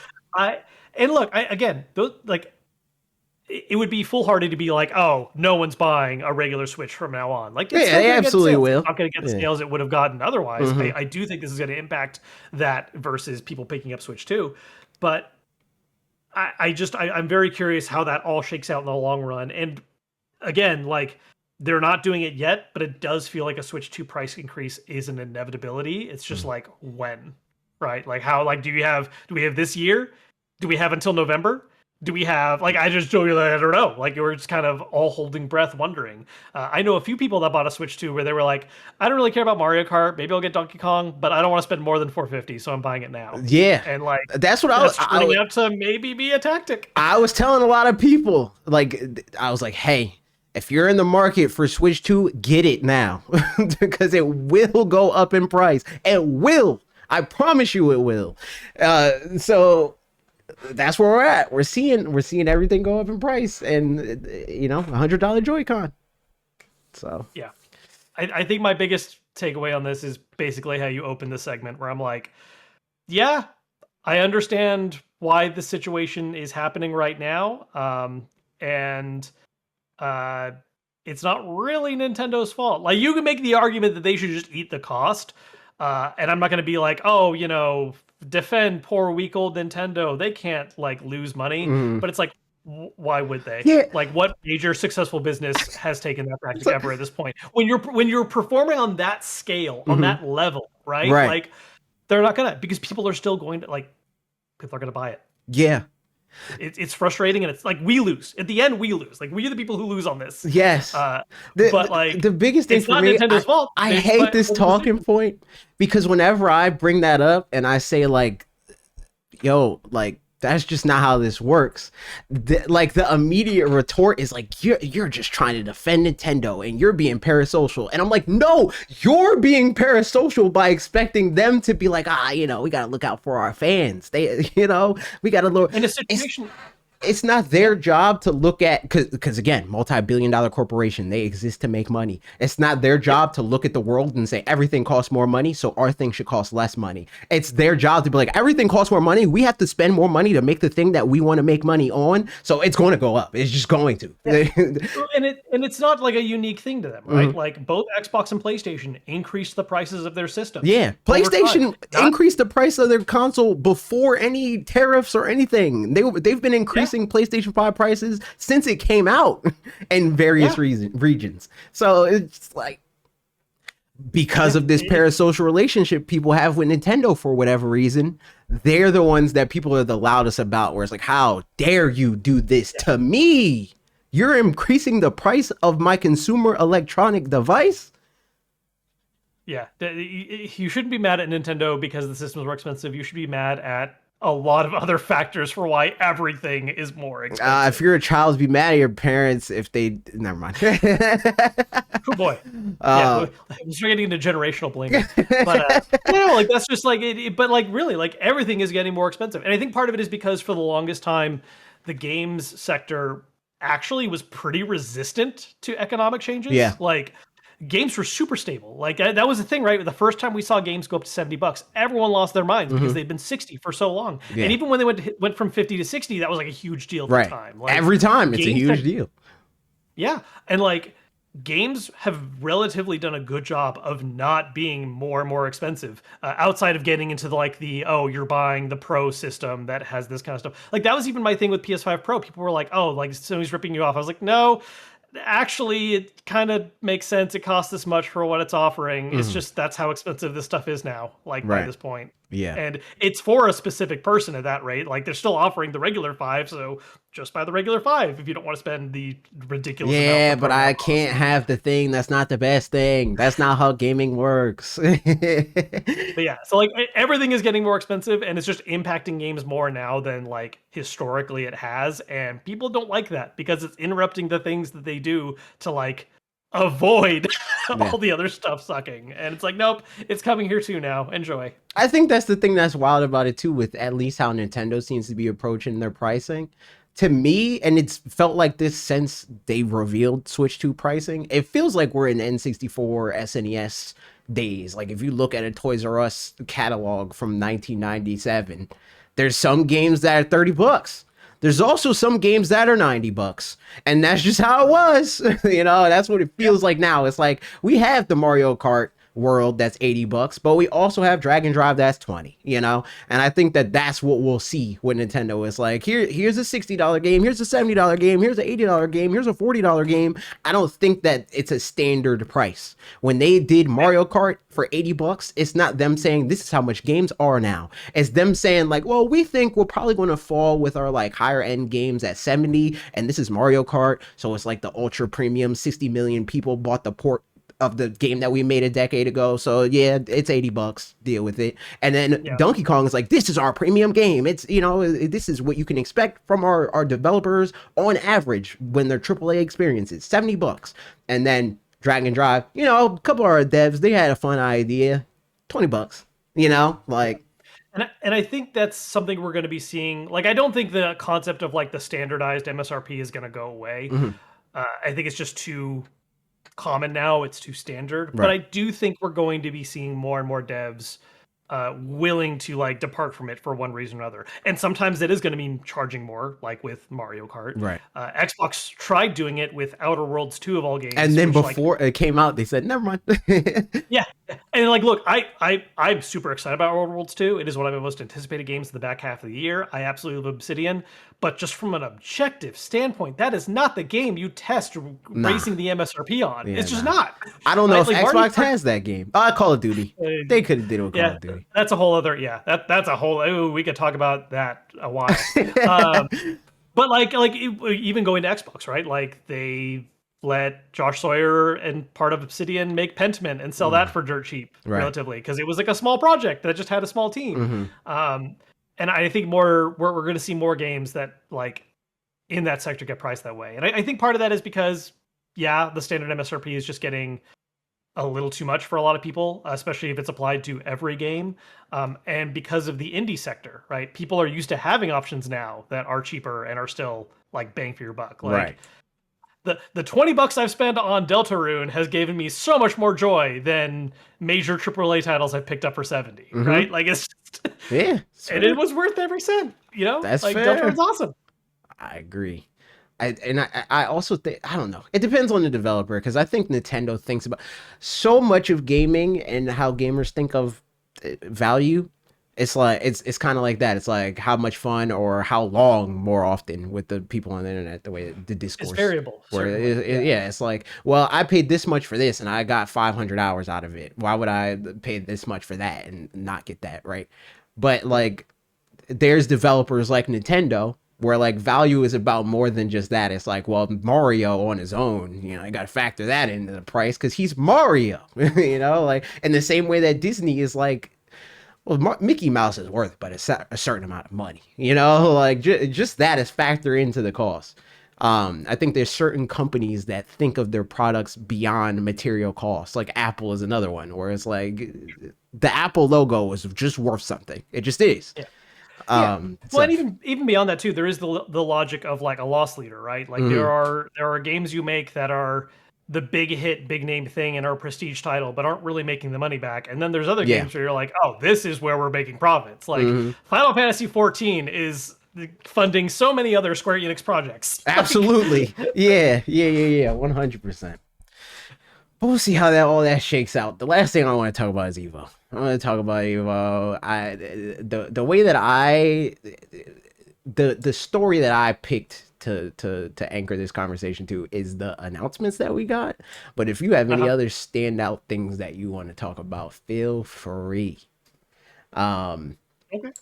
We got announcements for the MK trilogy being added to Mortal Kombat collection. We got an announcement for Virtua Fighter 5 Revo World Stage, which also is coming to Switch 2, and the release date is later than for everything else. I don't think they said what it is, but it's later.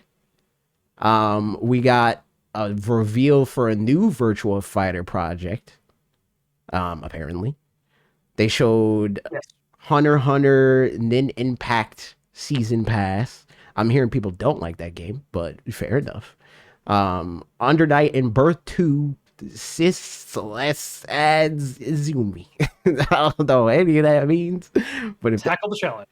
Grand Blue Fantasy versus Rising EX characters they showed. Invincible versus adds Omni-Man, which is the least surprising thing in the world. We got an announcement for the closed beta for Marvel Tokon, which I'm excited for. We talked about this before we started recording. Guilty Gear Strive adds Lucy from Cyberpunk Edge Runners, which this is a Switch game. How come this doesn't have a Switch 2 update? What's wrong? What's up with that? Get it together. I don't know. Guilty Gear Strive 2.0, which hey, maybe that's the Switch 2 update. Ken Masters for Fatal Fury, City of the Wolves. This is the most normal DLC character that game has gotten. Tekken 8 shows off Armor King and reveals brand new fighter, which is that the Madagascar lady, right? That everybody is talking about. And then Street Fighter 6 reveals new swimsuit costumes and teases Sea Viper. So that's the Evo announcement. Some stuff is on Nintendo, some stuff is not. I watched Evo, but not that much. How much did you watch Evo? Not a ton, to be honest. I had other things going on this weekend that unfortunately took me away. I usually try to catch more of Evo than I did this year, and I just didn't. I was able to sit down for SF6 Top 8. Like, yeah, that is, I saw that. I love a lot of different fighting games, but like there's just a nostalgic primal call of Street Fighter specifically where I'm like, that's the one I gotta watch. If I'm gonna watch one, I'm gonna watch that. I would have loved to have watched more of like Tekken and Guilty Gear, but like I at least sat down for SF Top 8, which was, there were some good roller coasters in that Top 8 run. It ended a little anticlimactic. Yeah, he steamrolled them.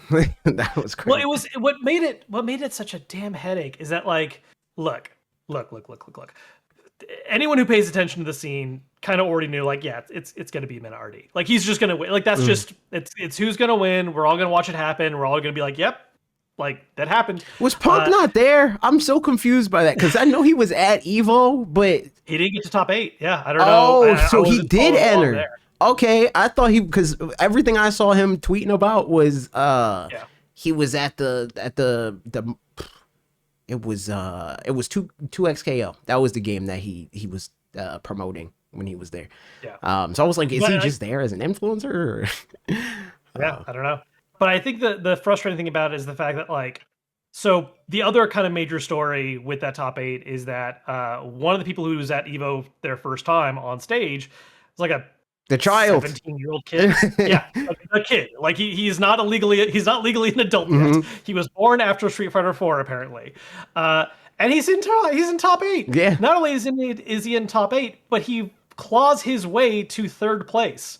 And what's so annoying about how everything played out is that he was this close to making it to grand finals, and instead of that, we just get to see a run back of Kakeru versus Menardi, and it plays out the exact same, where it's like, yep, he wins all 3 rounds in a row, we're done. Yeah. And it's like, we could have had this like cool story of like, even if the kid got wiped the same way, it's like, hey, you clawed your way from losers brackets, you made it to grand finals, you are second place, like this is ridiculous. And instead it's like, okay, the other guy who was already kind of leading ended up having to just like have a rematch, and that rematch played out the exact same, and like, cool, that's how we're ending it. Yeah. Like, I think the most exciting part of that whole run was definitely seeing how Mickey performed, like, in his matches. Because, like, he's knocking out favored winners and, like, legendary Street Fighter players, and it's his first, like, time in Evo at that level. It's ridiculous. That trips me out because it's like that's something that I see frequently, like watching the Smash meta. Like it's not uncommon for a random 14-year-old to like destroy everybody. But in Street Fighter, it's like this is an old game. People are playing for a very long time. You got people knocking out Fudo, who's like one of the legendary Street Fighter players, and like he's over twice the age of this kid. He's like 39. Yes.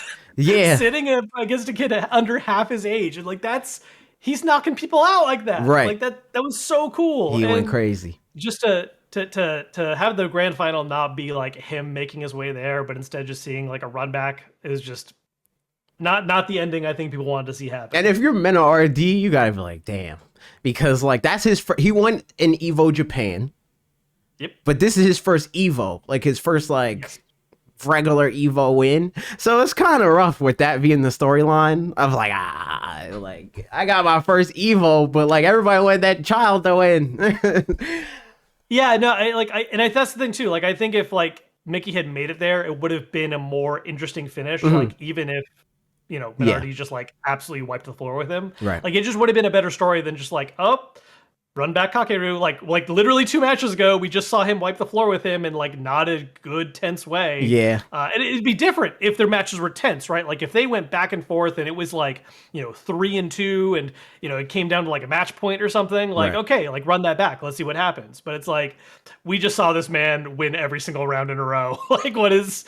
That's kind of what happened with Tekken. Arslan Ash. He was like using the character that the other, I don't know what the other dude's name is, but he was using his character for the, because in grand finals, Arslan Ash was in winners. The other guy was in losers. So for the winner set that he had, he just did the mirror and proceeded to like lose it. I mean, it was like he didn't get steamrolled, but it was very clearly like, all right, you're not as good on this character as the other guy is. Please just go to your other character. And he waited until like he lost the first game or the first match of the loser set to just proceed to dominate. And I was like, all right, this is only close because you threw the first set. We could have closed this out 40 minutes ago if you would have just went to your character from the beginning. Yeah, and now Arslan Ash is just like undisputed. How many? It's like his 7th or something like that, like 6th or 7th. It's crazy. Yeah. It's insane. All I know is, look, at the end of the day, Evo had the impact it had on me every year, which is like the same energy as someone getting a gym membership on New Year's. Like I have reinstalled multiple games. I'm sitting in the lab, not making a lot of progress, but damn it, do I just want to play fighting games again for a bit? Because I literally like last week I did a Capcom. They're doing like this Capcom thing with Capcom creators, and they paired me up with a coach and one other creator to like learn Street Fighter 6, like get better at it. And I haven't played Street Fighter 6 in like a year plus. I was like not bad. I'm not like great at Street Fighter, but like I'm decent enough because I have good grasp on fighting games. I understand like neutral and all and what it means to win and how to get there. But the Street Fighter particulars is where I don't remember what button. What's the drive impact button? Is like was half of that session. So like in doing that, I was like, man, I gotta start playing this game again. I gotta get the Switch 2 version. I gotta like grind. And then that happened. I was like, I definitely gotta do it now. So I will say, if you haven't checked it out yet, the Switch 2 version actually does run great. Like, yeah, it's not the absolute like best looking version or anything, but like solid frame rate, visuals are still good. The only thing that really looks off is hair, like the way they handle like just having less hair, physics and particles to work with. That has that kind of grainy effect going on. Outside of that, even in handheld, game runs great. The only thing I was holding off for is because there was a chance I was going to get a code, but they just had limited codes. So I did the first run of like when Switch 2 first came out. I asked for the code. They said, we ran out. And I was like, that's unfortunate. And then after this, I tried to ask for a code, and now they're checking to see if they can get one. And if they can't get one, I'm probably going to pick it up. But that's really what it was. It was just like the whole thing of not wanting to like double dip if I can get a code. Like if I buy the game and then they send me a code, then I'm like, why am I buying a game? So like that kind of thing. But I'm gonna get it. I'm gonna tap in. I'm gonna become a Kimberly Masters player and then move on to the next thing. Yeah, I'm gonna do this for a solid like 3 weeks and then just revisit it a year from now when the next Evo happens. Exactly. And hopefully next time I don't forget what the drive impact button is the next time I pick it up.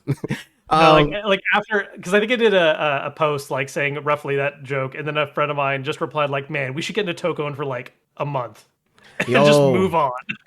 I'm so down to play that game. I'm excited. I will say that is one thing that disappointed me a little bit. I was hoping we'd get like a character announcement or something. Same. I realize it's so far in advance and like there's going to be time to do that kind of build up and ramp up, but it's like Sony owns Evo now, or at least has a major stake or whatever. So it's like, is that not going to be your delivery vehicle for like giving us more hype on this? They announced the beta, which is cool too. Like I'm looking forward to that. And they showcased like characters and stuff like that. Yeah. Which is neat.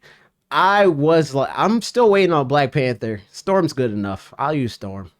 But I want Black Panther. So that's my dream character I right feel like now. that's a good. I feel like that's like I'm not gonna say like 100% lock in, but I feel like that's an up there character for sure. Yeah, that's what I'm hoping for. We'll see. We'll see. I'm not. Yeah, I'm and not it also betting the depends on bank. how. Mhm. Yeah, and that's the big thing is like we don't know how big the roster is, right? So like, you know, if it's 20, that's a little bit of a tighter It race than just if it's like feels 30 so something. weird to have a 4v4 fighting game and not have a big roster. Like Oh, 30 for sure. characters, it seems like the minimum for a 4v4 kind of thing to Yeah, me. but like 2XKO is what, a two character tag team, and it's like 8 characters at launch or something. Is Like it 8 super characters? I thought it tiny. was more than that. Maybe it's like 10 or 12. Yeah, it I, might I be. just know it's like a small sounding number Mhm. for being a tag game. Right. Um, I'm gonna look it up now that I've said that. Then and I think they revealed a new character during 10. Evo too. Oh yeah, Yeah, well, 10 characters at launch. So there we go. not more than 8, but Yeah, more than still 8, but very barely. small. Yeah. Yeah. That's fair. Hey man, I'm there either way. They have at least one character that I'm down for. I mean, I like a lot of Marvel characters, but like as far as like I want a character that's like, yeah, I'm playing this game for this character, you know. Right. No, Um 100%. so And also the fact that like they actually have creative freedom with it. Like the mhm, MVC eye designs were so boring because they were trying to like be a little closer and to the like safe with it. MCU. This one Yeah. it's like yeah, like this one they're just like make them how you want. Do Yeah. your do your take, do your style. We've got a freaking like common writer looking Iron Man. I'm all Yeah. about it. Like Yeah. I need I like every character reveal is now extra hype because I want to see like what the take on it Right. is. It's like what's the anime version of this? Like, that's what this is. It's like it's the Marvel fighting game anime, which I'm here. I'm here for it, man. I'm a Hell, cop. But this was fun. I had a good good time. chat. Good Thanks chat. for coming through and being the voice Of of course. reason because I am apathetic to the physical gamer plight. Also talking about all the other stuff. I look forward to having you back in the future. Everybody follow Kevin Kenton on all the things and whatnot and so on and so forth. For stream right now, I'm going to continue streaming. But goodbye for the recording.